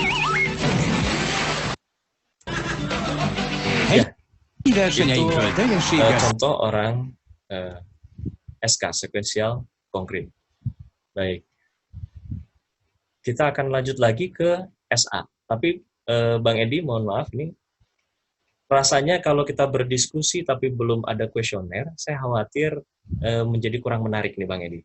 Mungkin kita stop dulu di sini, kita bicara pertanyaan-pertanyaan yang sebelum-sebelumnya. Ini menurut saya ya Bang Edi ya. Karena mungkin kalau saya teruskan ini, sementara setiap orang belum tahu nih saya tipikalnya apa ya. Jangan-jangan belum dites kan jadi belum bisa melihat buktinya gitu ya Bang Edi. Itu menurut saya sih. Seperti itu. Baik, Bagaimana? saya sepakat Mas Sekti. Jadi nanti admin akan kirim kuesioner ya untuk diisi. Kemudian nanti pada sesi yang akan datang, apakah minggu depan atau 2 minggu lagi, insya Allah kita akan tahu masing-masing ya, thinking style masing-masing. Apakah saya pribadi termasuk SK, ya, SA, RK ataupun RA ya. Nah jadi setuju. Jadi lebih baik kita lanjut tanya jawab dulu. Minimal mereka udah tahu apa yang dimaksud dengan thinking style. Baik. Saya buka pertanyaan ini sambil menunggu pertanyaan, ada yang ada masuk di chatting ini Mas Sekti. Jadi ini dari Bu Anio kayaknya ya. Nah pertanyaannya ada 2 di sini. Bagaimana mensinergikan otak kanan dan otak kiri? Kemudian sebenarnya mungkin aja Bu Anio ini udah pernah belajar EFT ataupun Hypno ataupun NLP, itu kan ada istilahnya pikiran bawah sadar ya. Pikiran bawah sadar itu otak kanan atau otak kiri sih? Nah itu pertanyaannya Mas Sekti, mangga silakan. Baik, Bang Edi, ini pertanyaan ini luar biasa. Untuk yang pertama adalah bagaimana kita mensinergikan antara otak kiri dan otak kanan agar seimbang. Maka Sekti, kita membiarkan. Mohon maaf, mungkin share screen-nya di off aja dulu ya. Share screen-nya. Baik, baik. Ya, silakan. Baik, Bang Edi. Jadi ada pertanyaan, bagaimana mensinergikan antara otak kiri dan otak kanan agar seimbang? Tentu ini banyak dengan latihan, ya. Ini Mbak Anio, Sinta tadi, Mbak Anio, ya. Iya. Oh, Anio ya. Oke. Ada solusi agar otak kiri dan kanan bisa berjalan berbarengan. Memang harus dilatih, semua itu dilatih. Kalau kita sebagai seorang pendidik, pengajar, maka kita bisa menghadirkan proses pembelajaran yang mengoptimalkan antara otak kiri dan otak kanan. Tetapi ketika kita sendiri yang belajar, maka kita harus bagaimana menggunakan otak kanan kita dalam proses pembelajaran. Contoh misalnya begini, ini Bang Edi ya, di dalam metode simple yang kita kemudian sudah kembangkan, salah satu teknik simple itu adalah kalau dulu ada istilahnya jembatan keledai. Mas Sekti, mohon maaf, kan simple juga kan merupakan simple kompetensi ini di live learning. Mungkin perlu juga dijelaskan apa itu simple learning-nya Mas Sekti gitu, agar tidak membingungkan, karena ada juga simple kompetensi ya.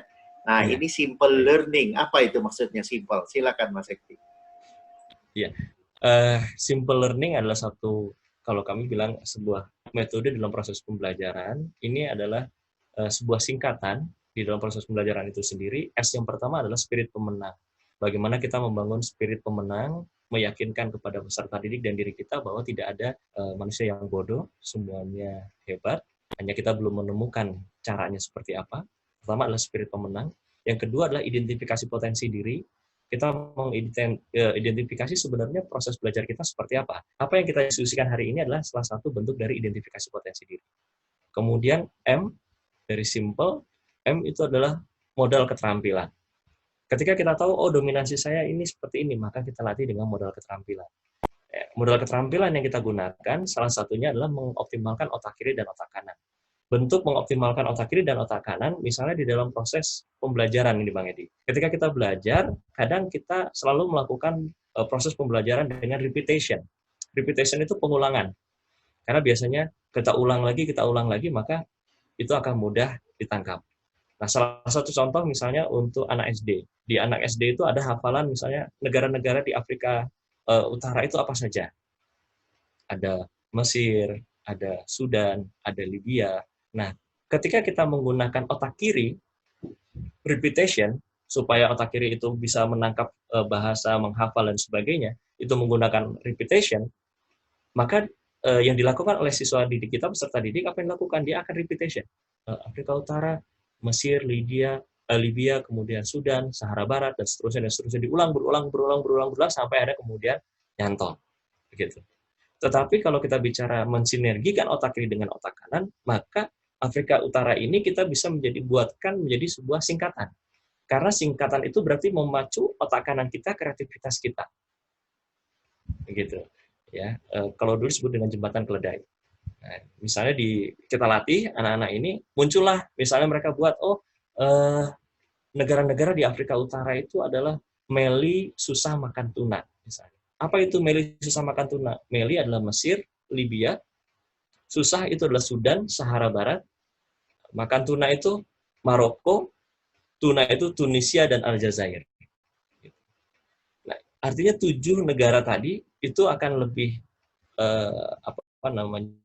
daya ingatnya lebih lama, kemudian lebih cepat menghafalnya. Kenapa? Karena dia menggabungkan.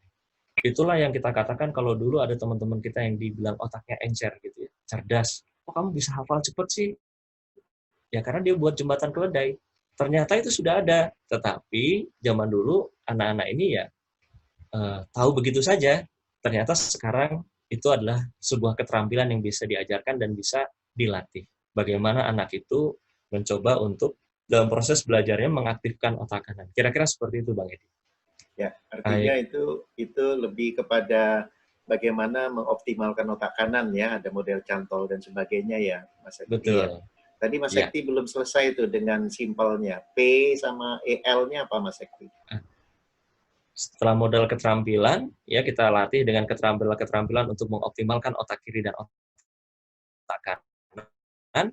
P-nya adalah percaya diri. Nah, bagaimana dalam proses pendidikan kita membangun kepercayaan diri, L-nya adalah langkah yang tepat, maka setiap perubahan-perubahan dari peserta didik ini harus ada langkah-langkah yang jelas. Dan E-nya diakhiri dengan evaluasi. Ini sebuah sistem yang memang kita bangun untuk menghadirkan sebuah proses pembelajaran kepada peserta didik dengan lebih nyaman. Ya. Mungkin itu, Bang Edi, simple itu ya. Jadi setelah modal keterampilan, kita latih dengan keterampilan otak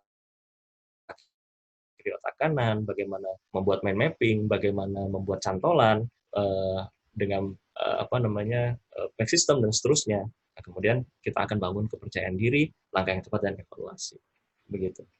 Ya, jadi Mas Ekti, semoga ini sebenarnya yang Mas Ekti jelaskan ini baru awal ya. Nanti banyak sekali nanti materi-materi bagaimana cara belajar ya, termasuk tadi mengakses otak kanan dengan cara cantol dan sebagainya ya, Mas ya.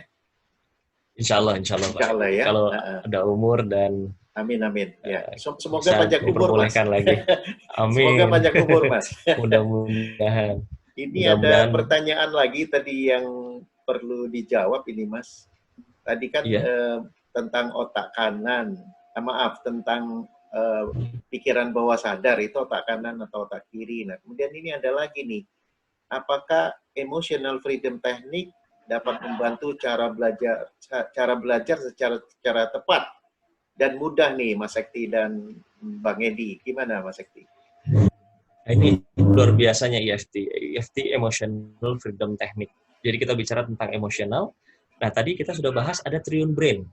Ketika kita akan berharap bahwa informasi yang kita masukkan ini diakses oleh korteks, otak berpikir manusia yang membedakan antara manusia dengan hewan, maka di situ ada limbic system, ada emosi yang kemudian harus tetap terjaga dengan baik, agar ketika emosi ini dalam kondisi yang stabil,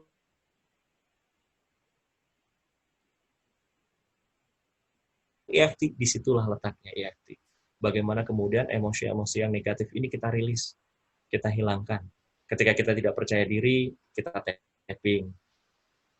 Kan gitu. Kayak misalnya nih, begitu saya tahu saya diundang oleh Bang Edi di dalam sharing ini, saya lihat, waduh, ini ada Mbak Nurita, ada Prof. Ismet, misalnya, dan banyak macam, aduh saya nggak percaya diri nih.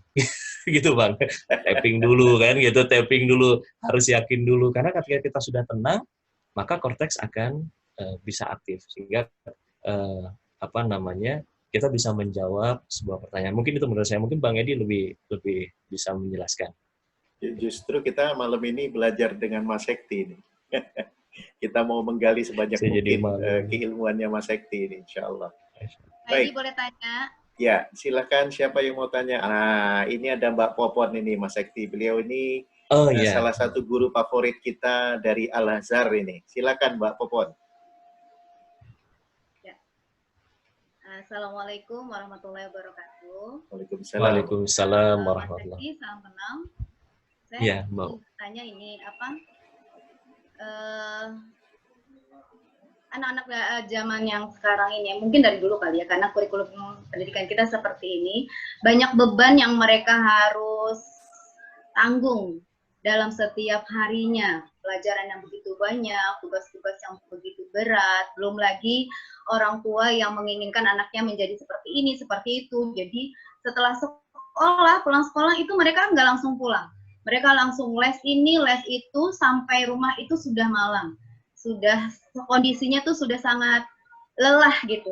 Nah, bagaimana caranya supaya kita nih sebagai seorang pendidik atau seorang guru itu membuat mereka itu apa ya, bisa enjoy belajar dengan beban yang begitu banyak dari orang tua juga, dari sekolah juga.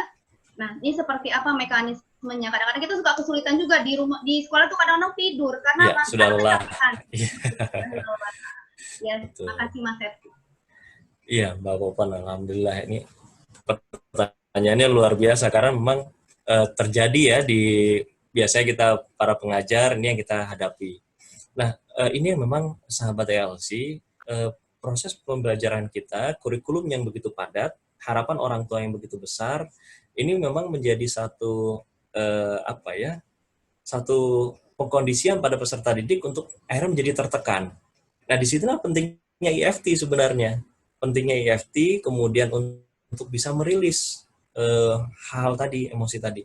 Tapi kalau sudah bicara kesibukannya yang membuat kemudian fisiknya sudah lelah, ya memang kita harus memberikan masukan juga kepada orang tua. Karena memang kalau faktor fisik, walaupun bisa dengan EFT, emosional ya, sehingga dia bisa jadi fresh lagi, tetapi kalau memang sudah terlalu lelah dan anak ini juga tidak terbiasa menggunakan EFT, ya menjadi berat juga akhirnya. Nah,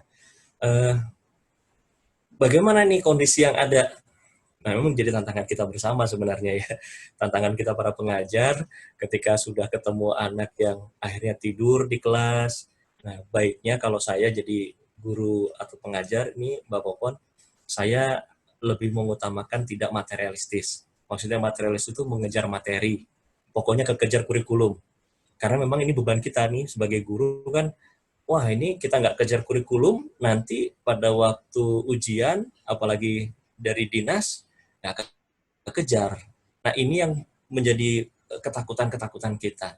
Ya, sebaiknya kita buat dulu peserta didik kita nyaman, enak, dan kemudian kita yakin ketika dia sudah nyaman, waktu yang dibutuhkan untuk belajar bisa jadi lebih singkat dibandingkan ketika kita memaksakan dalam kondisi tertekan.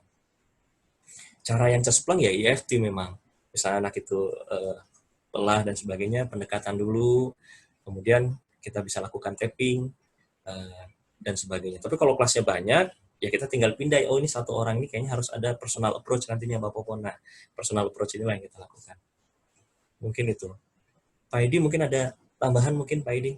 Ya, justru sebenarnya dia pengen tahu Mas Sekti ini juga memahami EFT atau tidak nih. Jadi Mbak Popon kan udah level 3 tuh.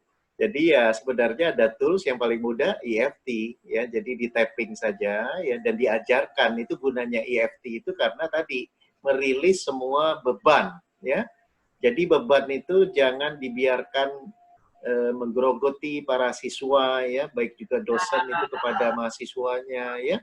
Jadi ada bahkan itu salah satu kepala sekolah, dia sengaja keliling ke setiap kelas setiap pagi itu ya. Dia tapping together. Tentu pertama itu doa ya, doa. Setelah itu mereka sama-sama tapping. Agar apa? agar siswanya hari itu betul-betul bisa lebih nyaman. Pas pulang pun begitu, agar mereka merasa bahwa tidak ada yang dikatakan tegang. Semua beban itu dijadikan dalam rangka apa? Dalam rangka ibadah, ya. Dalam rangka apa? Dalam rangka bagian dari rangkaian amal soleh. Jadi sesuatu itu jadi enjoy, ya. Jadi aplikasi EFT itu bisa mulai dari siswa, katakanlah SD, karena tadi kepala sekolah itu kepala sekolah SD. Saya dapat cerita langsung dari beliau gitu. Nah, jadi gitu ini Mbak Popon, jadi mohon maaf ini. Mas Sekti ini juga tamatan level 3 ya, jadi dia langsung bicara EFT bukan untuk promosi, tetapi memang itu tools yang paling mudah untuk menghadapi ketegangan itu Mas Popon, Mbak Popon. Mungkin ada tanggapan Mbak Popon, silakan. Ya Pak. Bang Edi ya, Bang Edi. Gitu kan, karena terbiasa di ICEP ya. Iya, Bang Edi. Memang kenyataannya seperti itu. Jadi ketika tapping pun, memang saya belum membiasakan tapping together ya. Baru paling anak-anak tertentu yang kira-kira perlu bantuan khusus gitu ya. Saya coba tarik gitu untuk merilis emosinya. Tapi untuk tapping together ini yang memang saya jarang lakukan, yang mungkin harus saya sering lakukan di kelas-kelas sebelum KBM atau setelahnya, jadi untuk bisa merilis emosi mereka. Terima kasih Pak Edi sarannya. Ya gitu Mbak ya.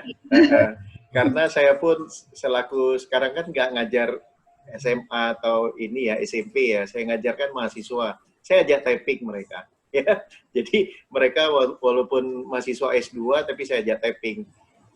Jadi ya itu bagi yang ini ya kelihatan tegang ya. Kalau tidak sih ya saya enjoy saja. Baik, Mas Sekti, Betul. ini ada pertanyaan lagi nih kayaknya Mbak Nurita nih. Saya panggilnya Kak aja, bukan Mbak ya. Kak Nurita, silakan Kak Nurita. Sebentar. Ya, terima kasih kesempatannya Bang Edi. Kak Sekti luar biasa ini ilmunya. Saya kayaknya EFT tapinya baru ininya, tapi ini sudah sangat mendalam sampai ke bagian-bagian. Tapi kalau untuk saya hanya ingin memberikan testimoni tentang EFT pada saat untuk prestasi. Kebetulan anak-anak saya itu prestasi itu dia dilengkapi oleh tapping. Jadi setiap selesai belajar di akhir tahun itu, dia masing-masing punya keyakinan dia akan ranking berapa. Dia hanya minta sama Allah sambil tapping, ya Allah mampukan aku untuk mendapatkan ranking 2. Kata-katanya hanya itu. Dan yang luar biasanya, kalau EFT itu memang ternyata kita harus seperti anak kecil. Kalau meminta sesuatu sama Allah itu jangan pakai mikir susah gitu kan. Karena bagi Allah tidak ada yang susah gitu kan. Jadi terkadang kita kalau berdoa kan berpikirnya, kira-kira dapat nggak ya? Kira-kira diijabah nggak ya? Tapi kalau anak kecil tidak pernah berpikir itu. Jadi anak saya minta ranking 2, ternyata alhamdulillah ranking 2. Nah yang luar biasanya kakaknya itu sudah mulai SMA, sudah banyak berpikir tentang kemampuan kawan-kawan sebelah kanan kirinya. Begitu itu dia tappingnya, ya Allah paling tidak masuk 10 besar. Betul-betul dia dapat ranking 10 Pak. Karena saya tanyakan, kenapa kamu kok dapat ranking 10? Karena memang tapping saya minta sama Allah masuk 10 besar. Nah, akhirnya saya katakan, kamu merugi. Karena kamu terlalu berpikir susah tentang diri kamu. Tapi kalau Allah itu kan berkehendak pada saat melihat kamu memang serius belajar. Dibantu dengan tapping. Nah, yang paling luar biasa, saya pernah bawa seorang mahasiswa yang tidak selesai-selesai, saya bawa ke Bang Edi. Tidak selesai-selesai skripsinya. Ternyata setelah di Bang Edi, setelah di tapping oleh Bang Edi, di detos dulu Bang Edi, ternyata dia bilang bisa menyelesaikan skripsinya hanya 2 minggu. Yang anak UI itu ya? Ya, betul. Ya. Pak Edi. Anak UI itu. Sekarang keren Pak Edi. Beliau punya meneruskan usaha bapaknya itu hubungannya dengan luar negeri. Itu luar biasa hasil tapping. Ya, jadi kepada para pengajar, para itu, betul kalau dikatakan bahwa tapping together itu luar biasa. Jadi untuk menenangkan pikiran para siswa segala ya seperti seperti itu. Ya, terima kasih Bang Edi. Ya, Bang Sekti, sama-sama. ya. Sama-sama Kak Nur ya. Ini Mas Sekti, terima kasih nih Kak Nur. Mas Sekti masih banyak pertanyaan nih ya. Oh iya. Jadi waktu kita extend sampai 9.15 ya, karena ini menjawab pertanyaan. Ini dari Pak Sadek. Pak Sadek ini saudara kita dari Ternate.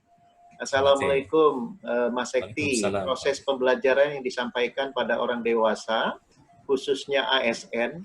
Jadi Kak Sadek ini, beliau ini Widya Iswara. Oh iya. Jadi untuk para orang dewasa, metodenya 40% klasikal dan 60% praktik di lapangan ataupun tugas jabatan. Apakah ini merupakan perpaduan dari modalitas visual, auditory, dan kinestetik atau bagaimana? Mohon penjelasan. Baik, Mas Sadek ya, jadi alhamdulillah pertanyaannya luar biasa ini. Metode 40% klasikal, 60% praktek di lapangan, ini biasanya metode pembelajaran andragogi. Ada beda antara andragogi dan pedagogi, saya pikir ini mungkin hanya mereview saja mungkin ya, Bang Edi. Jadi ketika kita bicara pedagogi, ini biasa pembelajaran untuk anak-anak, di mana kemudian biasanya one way communication. Sementara kalau andragogi, kita mencoba untuk meminta peserta didik untuk berpikir. Maka nanti di dalam proses pembelajaran itu ada yang disebut dengan hot dan lot. Ada yang disebut dengan higher order thinking, ada yang disebut dengan lower order thinking. Nah ini lebih seru lagi kita akan bahas begitu terkait dengan 40% klasikal dan 60% praktik lapang. Karena apa? Karena 60% ini nanti akan dilarikan kepada higher order thinking, di mana kemudian informasi yang masuk itu akan dielaborasi dengan informasi-informasi terdahulu yang ada di pikiran peserta didik. Sehingga terjadi elaborasi proses berpikir, sehingga harapannya pencapaian pembelajaran akan lebih bagus. Nah pertanyaannya, apakah ini merupakan perbuatan dari modalitas VAK? Sebenarnya tidak 100% tepat, karena VAK itu lebih ke arah bagaimana memasukkan informasi ke dalam otak saja. Begitu. Walaupun ketika kita bicara 60% praktek lapangan, ini memfasilitasi kepada kinestetik, gerakan, maupun visual ya, seseorang. Lebih banyaknya ini adalah mengaktifkan proses berpikirnya kepada yang tadinya lower order thinking menjadi higher order thinking. Yang tadinya hanya menghafal, kemudian sudah mulai berpikir. Sehingga kita mendefinisikan dalam proses pembelajaran itu kan dulu kita sebutnya ada learning, ada knowing, learning, thinking. Knowing, sekedar tahu, oh saya tahu. Learning, sudah tahu, dan itu bisa mengubah perilaku seseorang. Itu sudah learning. Thinking, sebagai contoh misalnya nih, ketika kita bicara, misalnya ada jalanan yang tiba-tiba ada lubang di depan begitu, kita akan bilang, oh di depan ada lubang. Knowing, kita tahu depan ada lubang, jangan maju ke depan, kalau maju nanti kita terperosok ke dalam lubang itu. Itu sekedar knowing. Gitu. Kalau learning, maka dia akan menghindar, cari jalan selain lubang itu. Tetapi kalau thinking, lebih jauh, dia akan berusaha bagaimana menutupi lubang tersebut. Jadi tidak mencari jalan berputar, tapi dia akan menutup lubang tersebut. Itu thinking, karena dia sudah ada elaborasi proses berpikir di dalamnya. Mungkin seperti itu jawabannya, Bang Edi, gitu, terkait dengan pertanyaan. Ya, terima kasih jazakallah Mas Sekti. Kita lihat lagi ini. Masih ada yang mau bertanya atau memberi pendapat? Sebelumnya ke Mas Sadek, cukup apa jawabannya Mas Sadek tadi? Kak atau Mas Sadek? Gimana? Cukup? Jawaban tadi dari Mas Sekti, Mas Sadek? Oke ya? Oke nampaknya. Baik, ada lagi yang ingin bertanya? Atau mau sharing? Ya, Ibu Endah ya. Mbak Endah ini, silakan Mbak Dok, jadi manggilnya Mbak Dok ini. Silakan Mbak. Iya. Iya, makasih Bang Edi. Mas Sekti, saya kan usia 56, pendidikan dokter. Cara belajar saya tipe kinestetik. Saya tipe belajarnya tuh menghafal sekali.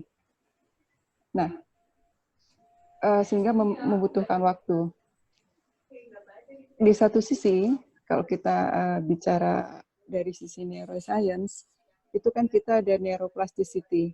Jadi di mana kalau kita mengembangkan neuroplasticity kita, itu sebenarnya kita tidak ada batasan umur untuk kita terus belajar. Nah, itu membuat saya semangat untuk terus belajar. Tapi saya menyadari bahwa model sistem cara saya belajar ini juga membutuhkan waktu, sehingga rasanya sudah sangat tidak pas dengan usia saat ini. Kemudian semakin banyaknya buku-buku, semakin banyaknya hal-hal yang ingin dipelajari. Jadi antara kemampuan, semangat, nah ini rasanya masih nggak seimbang. Ini kira-kira gimana Mas Sekti? Terima kasih. Silakan lanjut Mas Sekti, langsung dijawab. Baik, saya manggilnya agak gimana ya, sungkan juga. Manggilnya Mbak Dok. Ya. Endah, Mbak Mbak Dok. Endah. Nggak usah, Mbak Endah aja. Baik, iya. Dengan Mbak Endah ya, jadi luar biasa kalau memang masih ada keinginan kita untuk belajar. Nah, dengan kita mencoba mempelajari tentang gaya berpikir, gaya belajar ini, mudah-mudahan ini menjadi satu gambaran buat kita, kira-kira kita tipikalnya apa, dominansinya apa. Sehingga mungkin yang tadinya jadi sebuah kendala, ini kita, karena kebetulan mungkin dokter harus banyak, saya nggak tahu apakah lebih banyak menghafal di dalamnya, begitu, atau koneksi satu dengan yang lain, ya, dibutuhkan higher order thinking atau lower order thinking.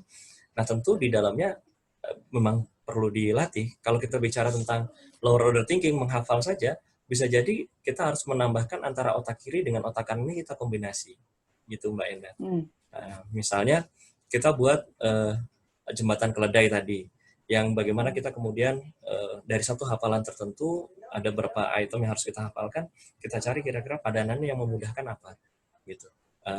Karena nanti di dalam proses kita berpikir ada namanya floria, menghafal itu floria. Floria itu first, yang pertama first, kita lebih mudah ingat sesuatu yang kita pelajari yang awal-awalnya saja, atau last, yang akhir-akhirnya saja. Ada juga selain first dan last, ada namanya outstanding. Kita lebih mudah merecall memori, menghafal sesuatu, untuk sesuatu yang outstanding, yang unik, yang berbeda. Gitu. Nah, kemudian R, repetition, pengulangan, yang tadi saya sampaikan. Jadi ada orang yang recalling memory lebih cepat karena ada repetition.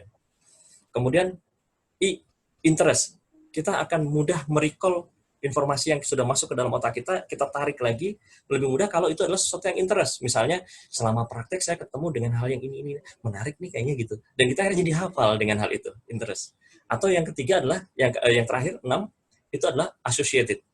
Bagaimana kemudian satu informasi yang baru masuk ke dalam otak kita, ini kita hubungkan dengan informasi yang sudah ada sebelumnya di dalam pikiran kita, dan ini lebih mudah kita untuk recall-nya. Sehingga ketika kita ingin me-recall, yang dikatakan orang bisa menghafal itu kan karena cerdas itu kan karena recalling memorinya cepat kan gitu ya, Mbak Dok. Gitu. Recalling memorinya cepat. Nah, floria ini yang bisa kita pelajari. Yang sering kita pelajari di pembelajaran konvensional hanya first, last, dan repetition. Sementara untuk mencari sesuatu yang outstanding, interest, dan associate, ini jarang disajikan oleh guru-guru kita, dosen-dosen kita, atau kita sendiri juga belum membentuk itu. Kalau di dalam sebuah buku, kalau zaman dulu kan ada namanya buku kuantum itu ya, Mbak Endah ya, itu ada namanya ambak, apa manfaat bagiku. Apa manfaat bagiku itu akan memunculkan interest, sehingga kita akan termotivasi, sehingga lebih mudah kita untuk menghafal. Seperti itu, Mbak. Jadi teknik ini memang harus dipelajari. Selain kita mempelajari tentang thinking style, learning style, ada keterampilan-keterampilan yang memang harus kita gali lagi. Salah satunya adalah ketika saya harus belajar nih supaya lebih cepat lagi gimana ya? Kalau selama ini kita hanya menggunakan first, last, dan repetition, 3 ini, maka mungkin sekarang saatnya kita untuk mencoba yang outstanding, interest, dan associated. Nah, contoh associated tadi misalnya yang saya ceritakan untuk anak SD, anak-anak itu diminta untuk menghafalkan 6 negara-negara di Afrika Utara. Ya, biasanya kita diajarkan dengan repetition. Ulangi ya, Mesir, habis itu Sudan, setelah Sudan Sahara Barat, itu repetition. Nah, ketika kita mencoba mengajarkan mereka dengan mengoptimalkan otak kiri, otak kanan, kreativitas yang disebut dengan associated, menghubungkan antara satu informasi yang baru dengan informasi yang lain, dan ada interest di dalamnya, dan ada outstanding, sesuatu yang buat dia, oh, ya kita sebut dengan cantolan itulah gitu ya. Nah, itu lebih mudah. Kalau misalnya orang kimia, misalnya golongan 1A, hari libur nasional, kan gitu dulu ya, Mbak. H itu helium, lithium, dan seterusnya, itu kan juga bagian di dalam proses bukan first, bukan last, bukan repetition, tetapi yang outstanding, interest, dan associated. Nah, mungkin itu juga bisa kita lakukan. Ini sebuah saran saja mungkin, walaupun yang mungkin yang lain bisa memberikan. Bang Edi mungkin silakan. Ya, makasih. Jadi gini Mbak Enda, kita ini modul ini kan sangat panjang nih cara belajar. Nanti akan dilanjut lagi selain Mas Sekti itu masih ada beberapa tim mentor yang akan melengkapi ya. Jadi tadi kalau kita merasa tadi lelah dengan pola belajar kita selama ini, nah itu kenapa kita di Life Learning Club ini akan belajar cara belajar agar bagian dari kompetensi kita sehingga belajar itu menyenangkan ya. Jangan sampai belajar itu membuat kita jadi jenuh ya. Nah, tadi kan pertanyaannya Mbak Popon juga sama. Mungkin juga selama ini cara kita mengajarkan ke siswa juga tidak begitu menyenangkan. Jadi andai kata sudah di typing pun masih aja kesel misalnya ya. Nah, ini makanya kita harus padu ya. Memang EFT insya Allah bisa melepaskan beban, tetapi kita juga harus mencari cara yang cerdas agar memudahkan orang belajar ya. Mas Sekti, mohon izin satu lagi pertanyaan ya. Setelah itu kita tutup ya, insya Allah ya. Saya bacakan Mas Sekti pertanyaannya. Pertanyaannya adalah dari Mas Eyang ini ya. Mas Eyang ini cukup bagus sekali nih pertanyaannya. Mas Eyang ini dia pensiunan Widya Iswara juga. Jadi di sini pertanyaannya ini hubungannya dengan cucunya. Saya membandingkan cara pembelajaran saya dengan cucu saya. Kok beda sekali? Sebetulnya output apa yang sekarang ini yang diharapkan? Kadang-kadang saya sendiri sulit memahami pelajaran cucu saya itu. Mohon pencerahannya, Mas Sekti. Baik. Saya membandingkan cara pembelajaran saya dengan cucu saya beda ya gitu ya, Bang Edi ya. Sebenarnya output apa sih yang diharapkan gitu? Ini karena ini sudah pengalaman pribadi ini Bang Edi, artinya yang pembelajaran yang berbeda yang apa nih yang dikatakan bedanya gitu ya. Mungkin supaya mungkin Mas Eyangnya tolong dibuka suaranya Mas, karena kurang spesifik ya, bedanya di mana dan apa maksudnya yang punya cucunya tadi. Mas Eyang, ya silakan Mas Eyang. Ya, terima kasih Bang Edi, Mas Sekti. Ya. Apa ya namanya? Pelajaran-pelajarannya itu kadang-kadang lompat sana, lompat sini begitu anunya. Misalnya di dalam satu buku itu kan macam-macam isinya. Ada yang sudah sampai jauh sekali. Padahal waktu saya dulu, kayaknya itu belum pernah diajarkan. Tidak pernah diajarkan.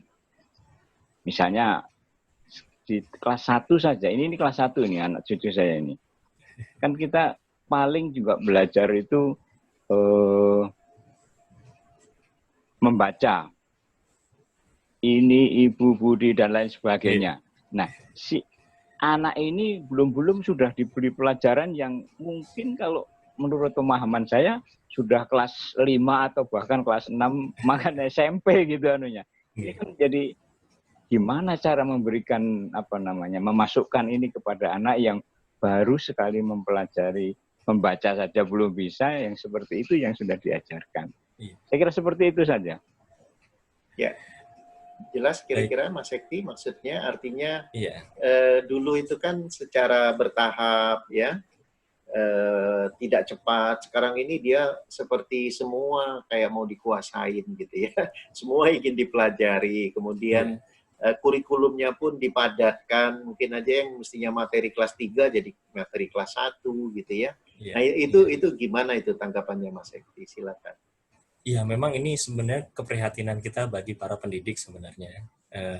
Karena terlalu padatnya target, tapi ketika saya coba sempat diskusi itu Bang Edi dengan bagian penjamin mutu pendidikan, karena mereka sendiri juga mengatakan begini, kami itu harus menaikkan grade kami. Kenapa? Karena ketika ujian, itu faktanya nyata-nyatanya nilai anak-anak itu selalu bagus. Gitu Bang Edi. Jadi, karena penjaminan mutu pendidikan ini kan namanya mutu, dia harus lebih baik, dan lebih baik. Begitu. Sehingga, makin ke sini, kita uji, hasilnya bagus gitu kan. Jadi harus dinaikkan grade-nya. Nah, padahal di lapangan, seringkali mungkin kita sering mendengar, atau bahkan, ya ada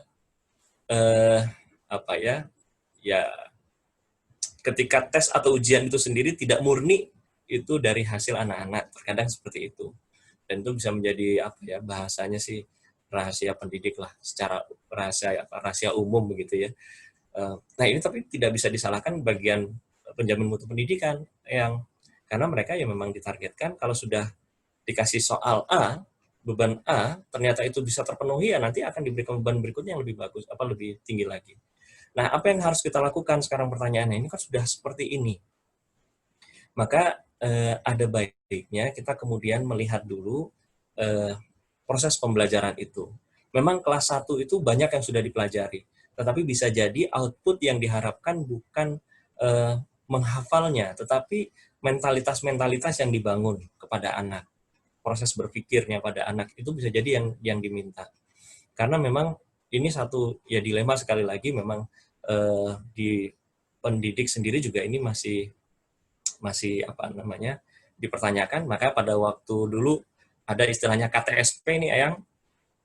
KTSP itu adalah kurikulum tingkat satuan pendidikan.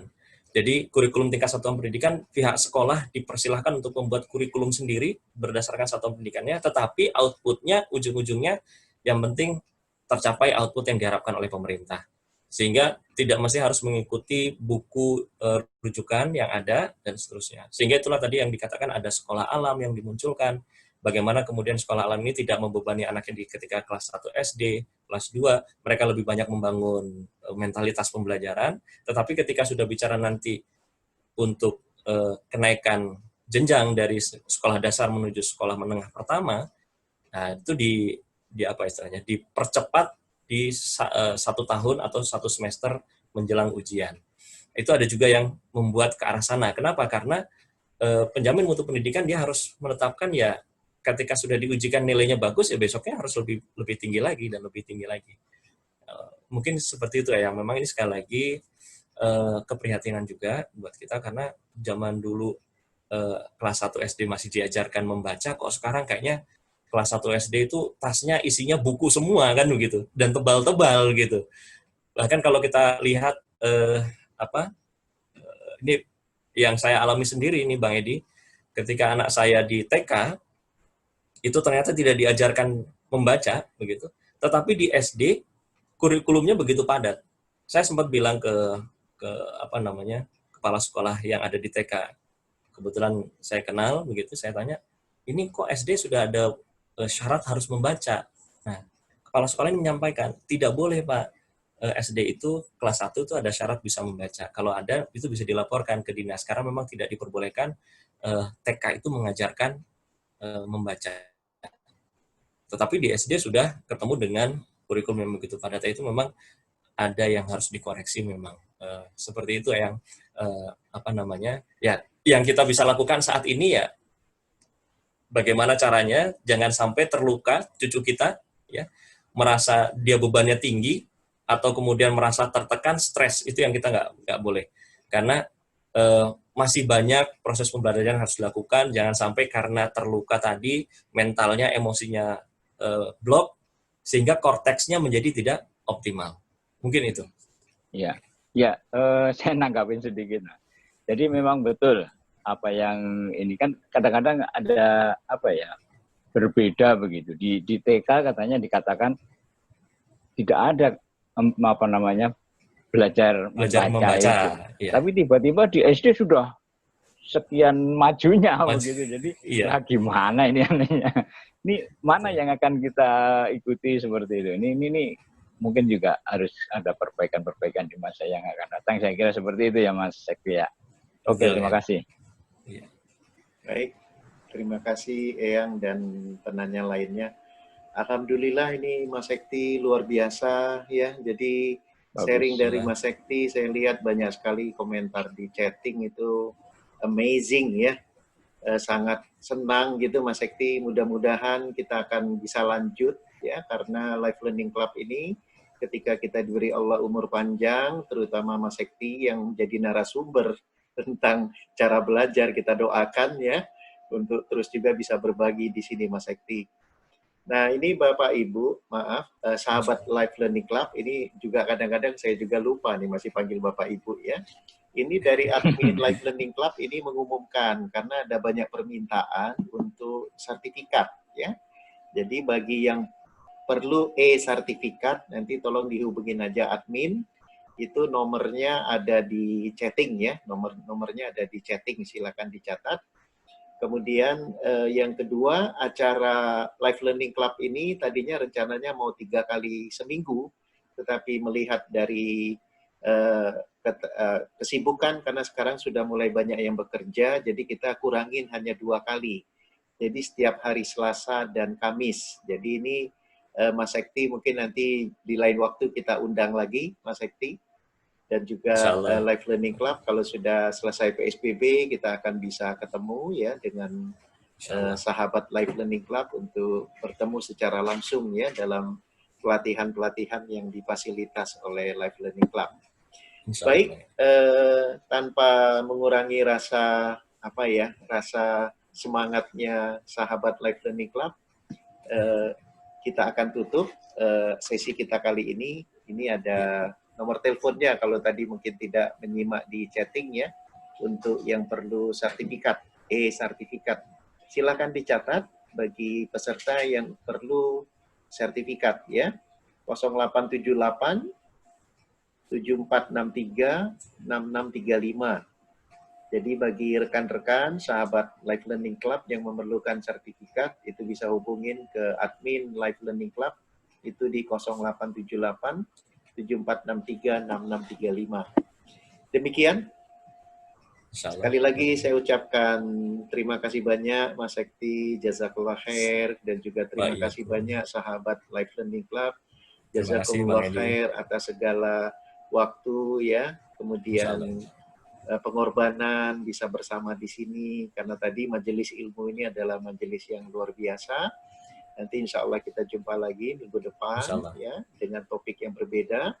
Untuk Selasa itu juga topiknya menarik, yaitu tentang bagaimana kita bersahabat dengan pola makan ya. Dalam hal ini mungkin nanti ada toga, tanaman obat keluarga ataupun herbal ketika bicara tentang imun sistem di COVID-19 ini. Jadi nanti yang akan memfasilitasi kita itu Dr. Rusdi. Beliau boleh dibilang cukup terkenal di kalangan herbalis Indonesia.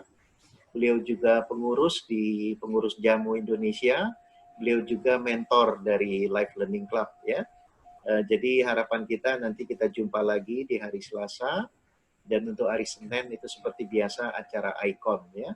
Baik, sahabat semua, kita tutup dengan sebelumnya saya minta maaf jika ada salah-salah kata dan sebagainya. Bang Edi, buat semua sahabat LLC, terima kasih. Nanti kita bisa sharing lebih, insya Allah.